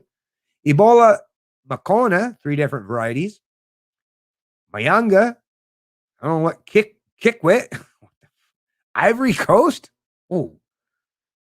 Bundi Bugyo, Sudan Boniface, Sudan Gulu, MA Ebov, GP Ebov, GP Sudan. This just sounds like goddamn countries, right? They just name these viruses after countries, I guess, right? But if you call it the Wuhan virus, you'll raise us. Hendra, Nipah, Malaysia, Nipah, Bangladesh. I don't know what any of these viruses are. I don't know if any of them are. But anyway, PHAC said the National Microbiology Lab routinely shares samples with other public health labs. And that's another thing. This is something that does happen. But we're also talking about Canada and China.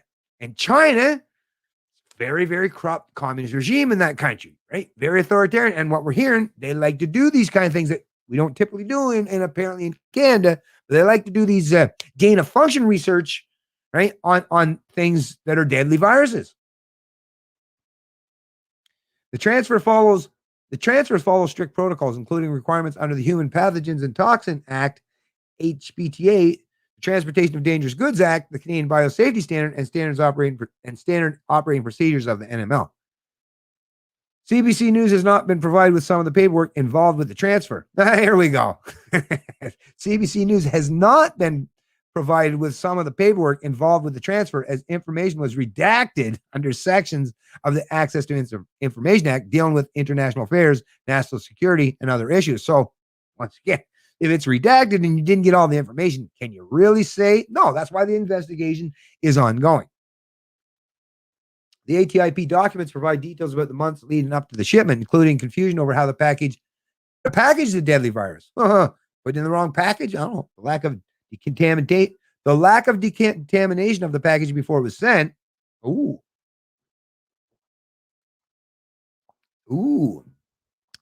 lack of contamination of the package before it was sent. And concerns expressed by the NML's Director General Matthew Gilmore in Winnipeg and its superiors in Ottawa. They wanted to know where the package was going, what was in it, and whether it had the proper paperwork. In one email, Gilmore said material transfer agreements would be required, not generic guarantees on the storage of usage. He also asked David Safranetz, Chief of Special Pathogens, good to know that you trust this group. How do we get connected with them? Safranetz replied, they're requesting material from us due to collaboration with Dr. Quee. Meanwhile, it appears the NML shipper initially planned to send the viruses in an inappropriate packaging and only changed it when the clients in China flagged the problem. So right there already had the potential to be sending a potentially, like, no matter what it is, even if it was Ebola, there's the potential that apparently this shipper was initially planned to send the viruses in inappropriate packaging. So the chance for an escape or a leak or an accident to happen seems quite high to me. The only reason the correct packaging was used is because the Chinese wrote them and said, aren't you making a mistake here? If that had not happened, the scientists would have placed on an air, several of them actually.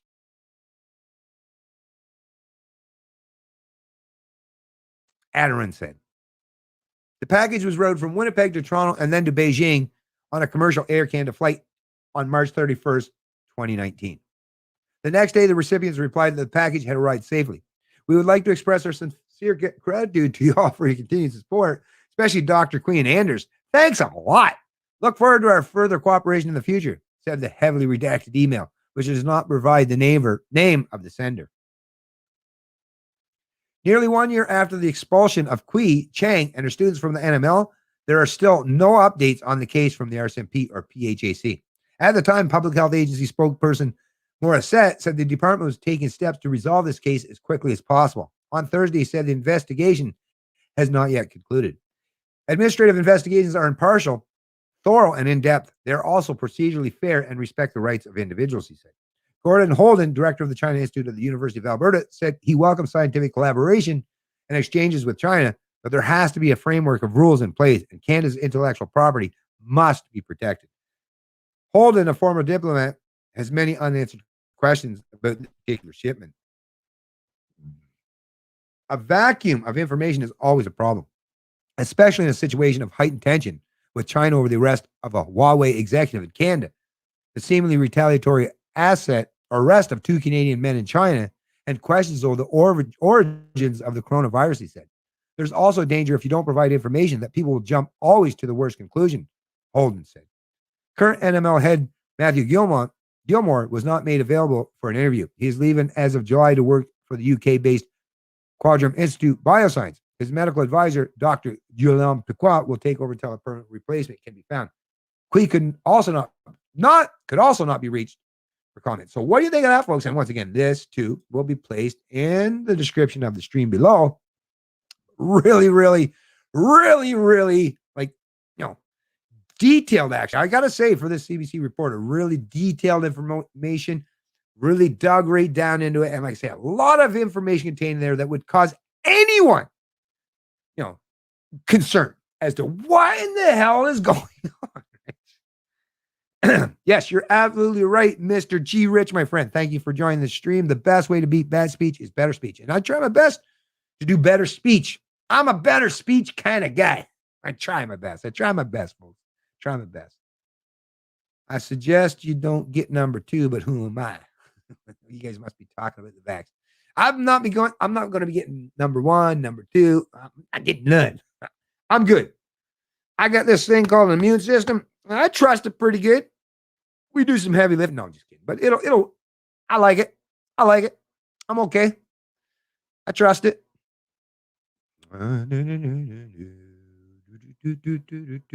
Yeah, I saw that too, actually. You know what, though? That Bernard May, you got to tell you, this is one of those things where it's like, and this is really important for us as libertarians or people who want people to, trust what we have to say. Trust is so vitally important. Is even when I seen that with that lady, is like, first of all, she had that thing. I mean, you know yourself. I don't know if you've ever done this, but if you just take a quarter, right? If you take that quarter, right, and let's say you lick it or you hold it for a long time against your arm, and your arm gets a little sweat from the heat building up under the, all the close contact of your skin. Because, 98.6 degrees, we only cover all that up, and there's no room for that heat to escape. You get a little bit of moisture in your skin.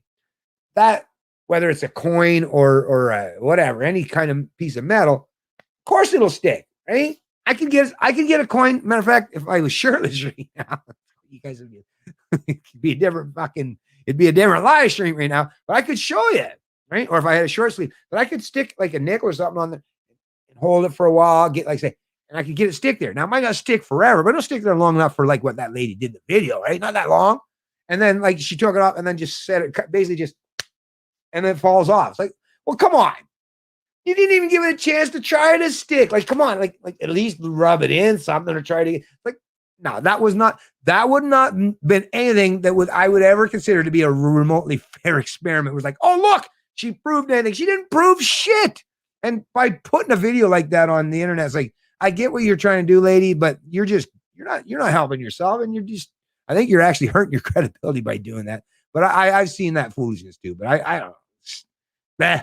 Doesn't do nothing for me, to be honest with you. But I get it. Some people love them some conspiracy theory stuff, and I get it. But listen, I don't hate on conspiracy theory tapes. I got nothing against them. Matter of fact, I genuinely like people who question stuff. I think sometimes some of you go way fucking nutbird overboard, but that's just my opinion.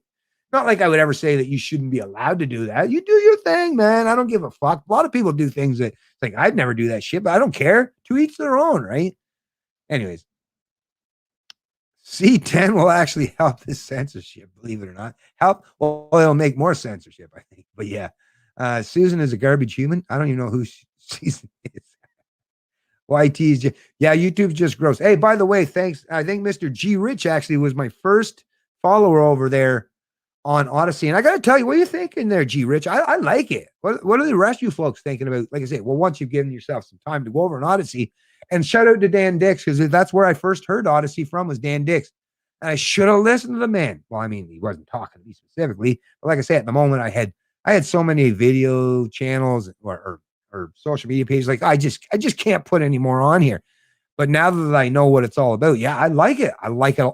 I like it. I like it a lot. But yeah, YouTube's getting a little rough. But for now, but I know they fuck with lots of people. So even though they're not fucking with me, I'm still pissed off because they're fucking with other people. And they will come for me eventually. Eventually.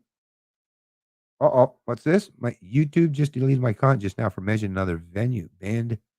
Bandit.video. Oh, really? They can do that right on the fly? That's weird. I don't see, that's the thing on this comment side of things. I don't know if they can they just delete a comment right on the fly like that? I'm not sure about that, David. I'm not sure, my friend. I don't think have I ever seen one of my own comments like deleted right before my eyes? I don't know. Yeah, I seen that, Trish. Yeah, it was Key, her husband, and Chinese students. Yes. So thanks. Anyways, let me scroll down here because, like I say, I'm going to try to. It's 1:38. Let's try to get this bad boy tied up for the 2-hour mark. Source link content on the site is amazing. You're right. I love doing that, man. You're damn right. Because, like I said, I don't want to. Like I say, I never been my intention, my goal at any point in time to give people just to see if they'll fucking fall for the shit. I don't care about any of that stuff. To me, truth matters, man, because truth is powerful. Information is very, very powerful as long as it's, based on truth and stuff, right? Now, I get propaganda can be quite, but only propaganda usually only falls on or susceptible to people who aren't willing to question themselves. I recognize that if you're going to call yourself a libertarian and deal with people who are themselves libertarians, yeah, you better hold yourself to a fucking high standard and make sure you're dotting your I's and crossing your T's. Because typically libertarians will point out anytime you fucked up in any way, shape, or form. And in a way, it can get a little frustrating, but at the same time, God love you folks for doing so. Because that's why we hold each other to such a high standard. And yes, sourcing the links, if you're not doing that, like, come on. Think about the people who are consuming your content. They might want to share this stuff with people. And if you're not giving them the subject matter and the links to the content, how do you expect them to do that? Like just tell them, here, just go watch this. I don't know. Sometimes that might work, but yeah, I try to be redundant and have multiple layers so I can help people to get this information out. That's the thing, because it's not a one size fits all for everybody. It's a multi-pronged approach. But yeah, right on. Thanks there, G Rich. Okay, what's G? Any of you that want some really good source material, super rare to have source provide these days on the virus. And sins go to the Last American Vagabond .the comms, and he has YouTube vid, but the source link content on the site is amazing. That's the second part of your comment right there. I see. Right on. Thanks for mentioning that. I thought you were talking about me, but either way, sounds like you got another great source for material, and I'm like I said, not butthurt at all. Like I say, I probably would look for this guy's information myself. So thanks for mentioning that there, Mr. G Rich. I worked 20 years in a Detroit ER. I think I'm immune to everything except bullets. Right on. I think I'm immune to. That's awesome, Sacred Shaman. That's awesome. Immune to everything but bullets. That's a good one. Good one. Okay, where are we at here? Anyways, yeah, let me scroll back down here. Or let me get to thanks, G Rich. Appreciate it, buddy. Okay. So what was the last one I dealt with here? That was that one, career development. Okay. And where was it? Yeah, we won't use that one. We will not use that one because that basically was redundant for the other one. Mm-hmm. Oh. So there's this. Maybe I should bring this up too. Yeah, why not? I'm bringing this up. Bring it all up, because if it has to do with it, right? If it's all having to do with that lab, then yeah, bring this up. Bring it up. And once again, this was it global news.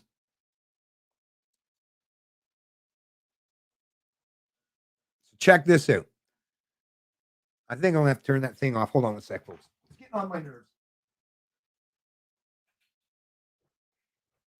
There we go. Just had to change the speed, not necessarily turn it off. Anyway, so coronavirus, 2 employees at can you see that? Let me make sure I've got this linked up here. Yep. We're good to go. We're good to go. So this is, like I say, out of Global News. Headline, coronavirus, 2 employees at National Microbiology Lab in Winnipeg test positive for COVID-19. By Kevin Hirschfield, Global News. This was reported, April 10th, 2020. April 10th, 2020. Keep that in mind, folks. And this too, it'll be linked in the old description. The old description there, she'll be there. 2 employees at Canada's National Microbiology Laboratory in Winnipeg are in self-isolation after testing positive for COVID-19. 1 person in close contact with the employees also contracted the virus. Public health authorities have begun contact tracing. You think those folks would be able to protect themselves? You think if there was any place that you would be able to prevent getting, contacting the COVID virus, is in a place where you're fucking basically dressed from head to toe in protective gear and not just a little flimsy piece of shit mask. It's like, really? Somebody done messed up then, right? Sounds like it. Public health authorities have begun contact tracing and will implement all follow-up procedures to prevent the spread of the virus. Well, that's good to know. NML is the only level 4 lab in Canada and is the battleground when it comes to the fight against infectious diseases and deadly viruses. It's where Canadian COVID-19 tests are sent for final confirmation. Yeah, that's, if you're wondering about, hey, when they take those tests there, they send them somewhere. That's where they're going, folks. That's where they're going. Well, so you're learning information all the time. Our employees continue to practice effective public health measures, including social distancing, hand washing, and respiratory etiquette. So anyway, that's a pretty short article. It's pretty important too, right? Pretty important too for on a multitude of reasons and levels. Is how the hell do these people not more proactive and not bringing in a virus to one of these labs? Maybe somebody messed up somewhere. It sounds like maybe somebody didn't dot their I's and cross their T's, and maybe wasn't as competent. Remember the hiring practice where people just weren't even properly trained? And could that have possible? Anything? So the potential for a leak from this place with all this evidence seems to me, anyway, off the top of my head here, just thinking out loud, but it seems like with all of this evidence presented to me, is it possible? If someone said, is it possible that there was a leak in that lab? I would say, yeah, it's possible. And I'd be very confident of that fact. So anyways, like I say, is there one more? I think I got here. One more. Where's because there was one other thing about, hold on here. No, actually that was just talking about how it's well, actually I'll just throw it on there anyways, just for the heck of it. Let me bring it on here real quick and I'll share it as well. This is a CTV article because, like I say, the more information, the better. There might even be stuff that I glean across and I totally skip or I just don't get anyone else. So maybe you folks might catch some of this, or someone will watch the video and say, hey, Benny, you missed this. Great.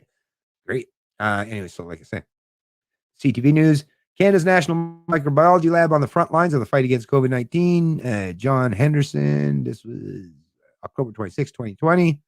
Winnipeg wasn't the first city in Canada with a COVID-19 patient, but it has been on the front lines of the fight against the virus from the very beginning. Winnipeg is home to Canada's only level 4 National Microbiology Lab, where staff has made world-renowned discoveries in the fight against Ebola and influenza. Influenza, folks. Winnipeg is home to Canada's only level 4 National Microbiology Lab, where staff has made world-renowned discoveries in the fight against Ebola and influenza. Really? So they definitely deal with influenza then.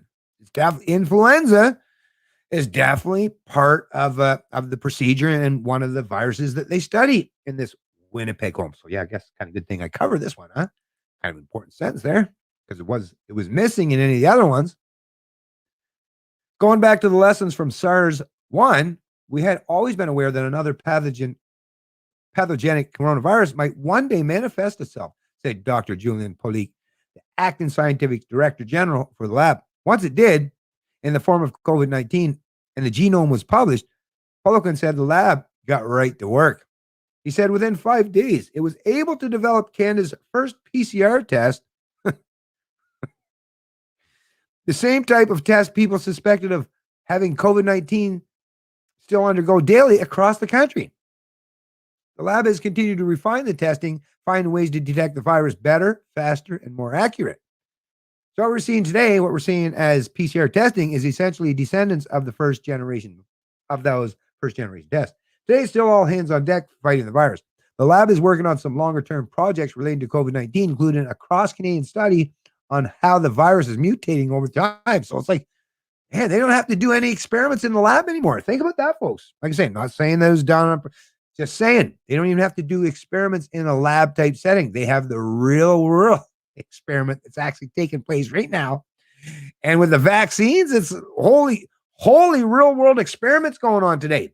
How this is going to pan out, I don't know, but it seems like the whole world is a petri dish these days. And that's really important for a number of reasons. It tells us how the virus is transmitting within communities, where it is coming from. It tells us how it is changing. And is that important? Is it becoming more virulent, less virulent? Is it becoming more transmissible or not? He said it's also important for vaccine development to ensure the potential vaccine and the virus remain well matched up. As part of the lab's efforts to monitor the virus, it's leading a pilot project studying the COVID-19 levels in 5 Canadian cities' wastewater. What's really attractive about wastewater is that it's the ultimate pooled sample, said Poliquin. We all generate wastewater through the day, and that way we're able to pool all that information.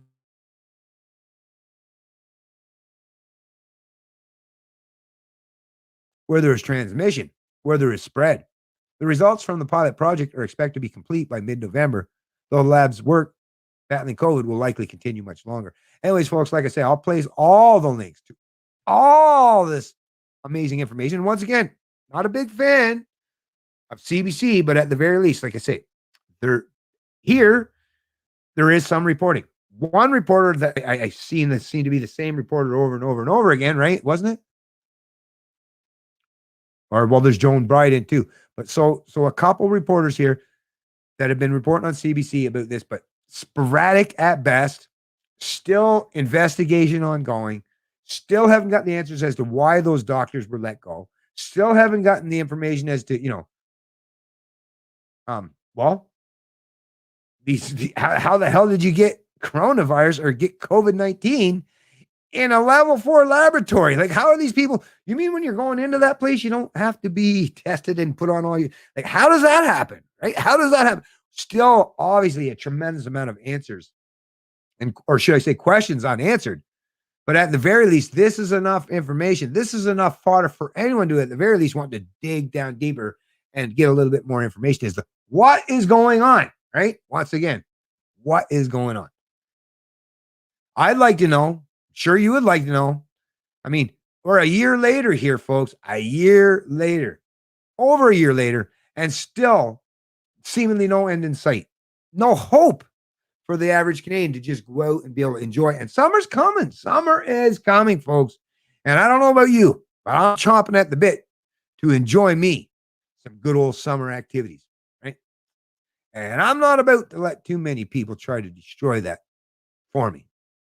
I don't know about you, but it is what it is. Hey, I see Anarcha Rika's joined the chat. What's going on, Anarcha? When you watch old forensic files from the early 2000s, because most on Netflix is trash, they never once called it a test. And yes, every Carrie Mullis said it's not a test. Yeah, so there's another thing with the PCR test, like you say, and I believe I would have to go back and confirm it before I could actually completely verify. But I believe the original inventor of the PCR test said, like, no, you can't use this for what they're using it for, right? And if that's the case, dang, like I say, a lot of stuff, a lot of information that people aren't being privy to or are getting the wrong information. And no wonder. I mean, look at Canadians today. They're so confused and don't know their ass from a hole in the ground. And of course, with this, like I say, with so much disinformation, misinformation, propaganda, and political opportunism taking place, it's a rough and raw deal for the average Canadian who's just trying to figure out what the hell is going on. I know it's rough for me, and I know it's rough for you folks as well. 135 in BC. Actually, it's almost getting to that point here in New Brunswick, and usually in New Brunswick, because we're not one of those big, huge provinces, it's usually cheaper, and we even have regulated gas prices. But yeah, it's getting pretty much up there here in New Brunswick too. It is crazy, folks.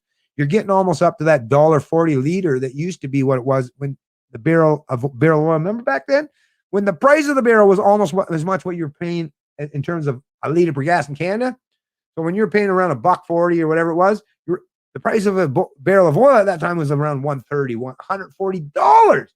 But yet the price of oil now has gone up per barrel, but it's not even close to near $130, $140. So once again, but whatever. I mean, inflation is rearing its ugly head in a multitudes of ways, and we're getting shafted as the end consumer, like usual. Hey, what's going on, Gato? How you doing, my friend?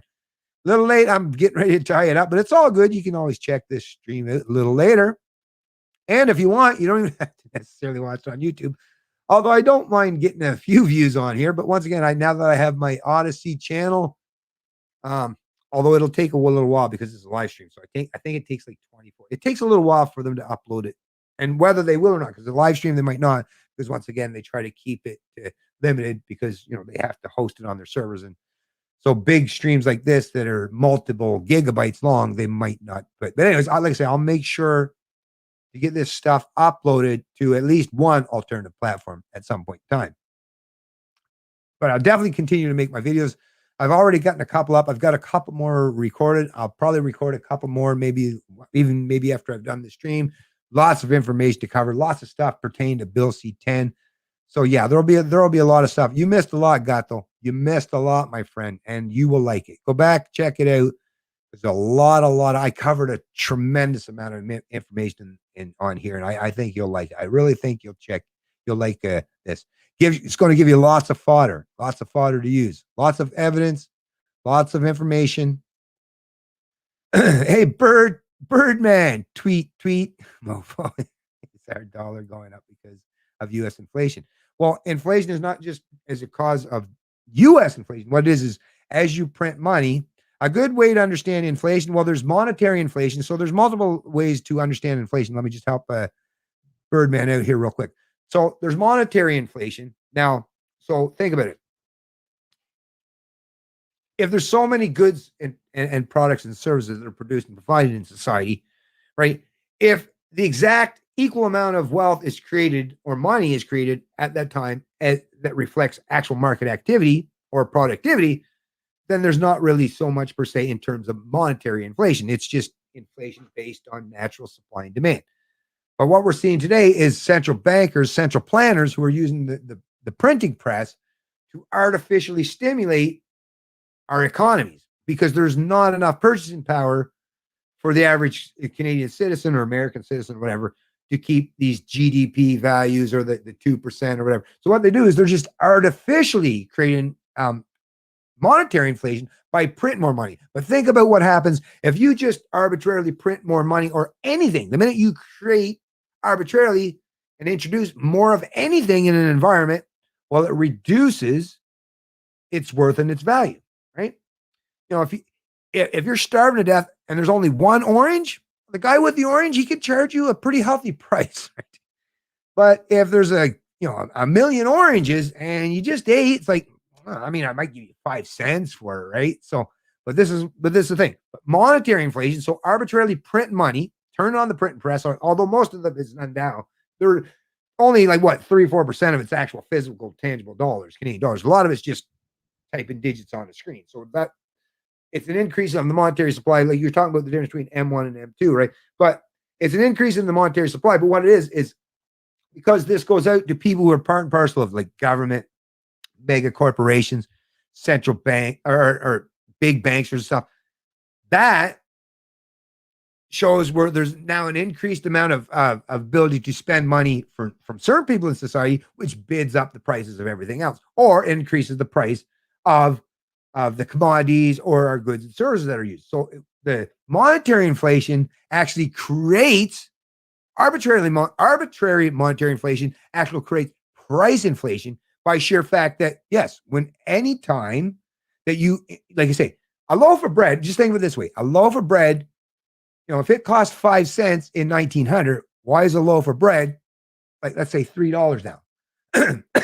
Did it become more expensive to make bread? I mean, you only have a limited amount of reason, or what is it, flour, like dough or whatever the hell it goes into making bread. Is it because all those things became more scarce or more expensive to use or consume? No, most of our modern advancements and technologies have actually made things much more, should be theoretically or properly much cheaper. But because government is printing money and gives certain people in society the ability to, I want to bid up the price of stuff, or I'm more than willing to pay ridiculous exorbitant prices because my wealth, I don't recognize how wealth actually works because I just get my money arbitrarily through government, typically, right? Your public sector workers, then like I say, once that sends a signal to the market that there's a healthy percentage of the population, or at least a substantial portion of the population, who now afford bread at $3, and they don't really take into account that some people just can't.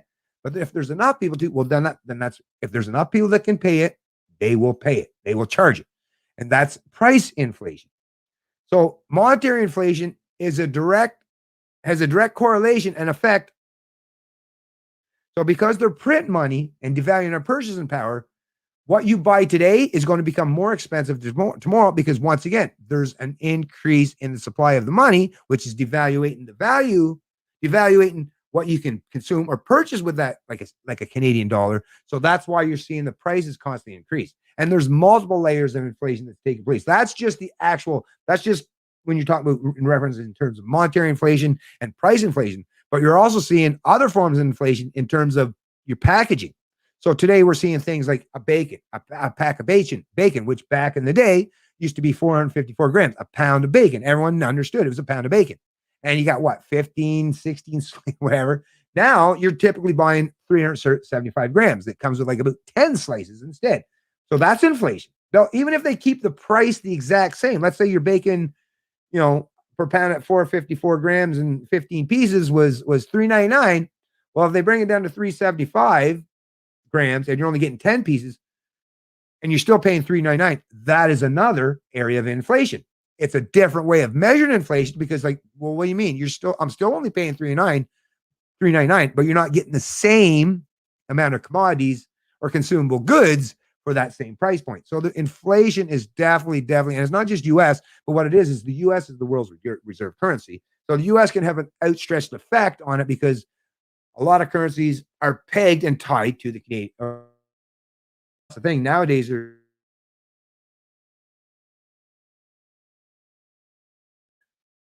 you would basically have to spend, like me, at least 10 years of your life before you'd ever get to even start to remotely understanding macro and microeconomics and inflation, all that stuff. But at the very least, what you need to know is every time government arbitrarily inflates the monetary supply without genuine demand under there that requires it, you're going to see an automatic correlation and cause and effect relation of the price increases of the consumable goods and products that you buy.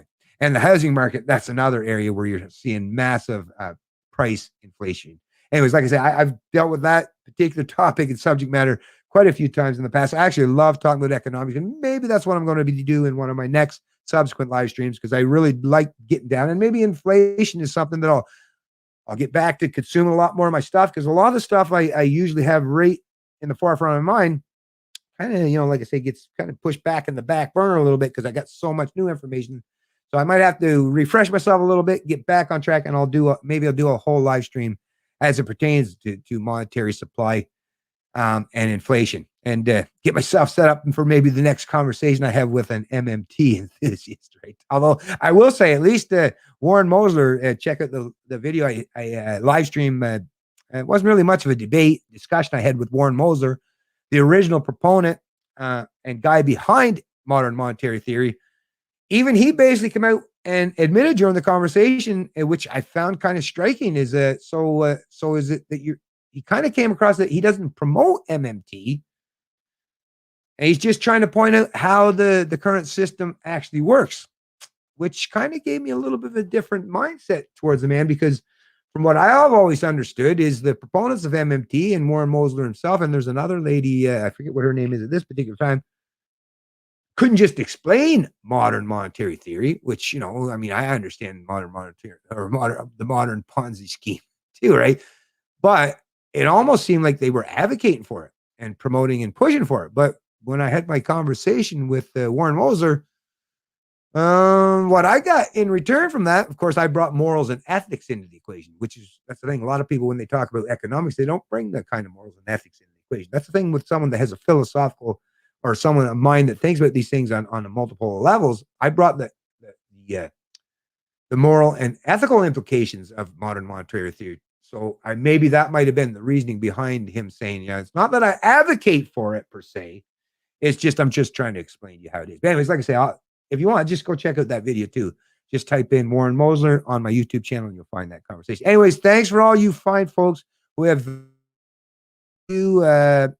Rika, Mr. G Rich. I see Pete Furnace, and cool name, Pete Furnace. What's going on? The lives should be on that channel. Yeah, I don't know if I've only been to one live stream on Odyssey, and I had to go find it because they don't notify. Oh, they don't notify? Crap. Because I want to do that, Rika. Actually, that's what I want to do. I want to do a live stream over there on Odyssey, because now that I've got my channel set up, I'm really looking forward to doing it.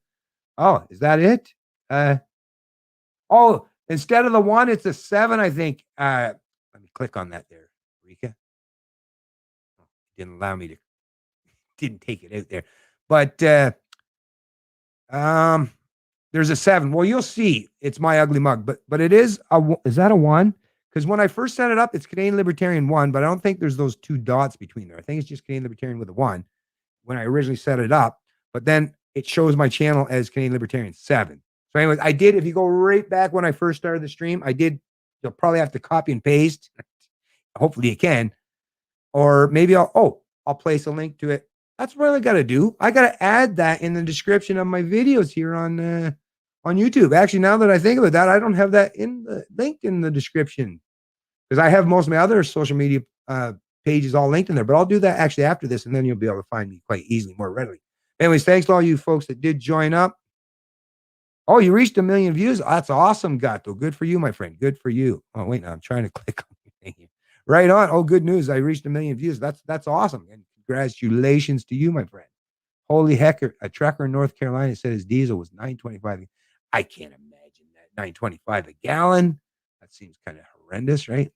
But anyways, thanks to all, like I say, thanks to all you folks that joined the stream. Oh, yeah. Oh, and Anna Rika's actually showing my BitChute channel. Thank you, Rika, for doing that. And I also have a Rumble channel over there as well. Anyways, thanks, like I say, to all you folks that did join the stream. I'll be looking forward to seeing you all in the next one. Like I say, if you ever want to reach out to me, have a chat, talk about whatever kind of subject matter. Well, obviously, it's got to pertain to liberty, right? But anything that you want to talk about or discuss, or even the gentleman that was asking about economics here, you want to come on, we'll have a big discussion about economics. I'm more than willing. I enjoy having conversations with fine folks like yourself. Anyways, like I say, I'm going to tie this one up, and I'll see you in the next one. It's Canadian Libertarian, and I love liberty.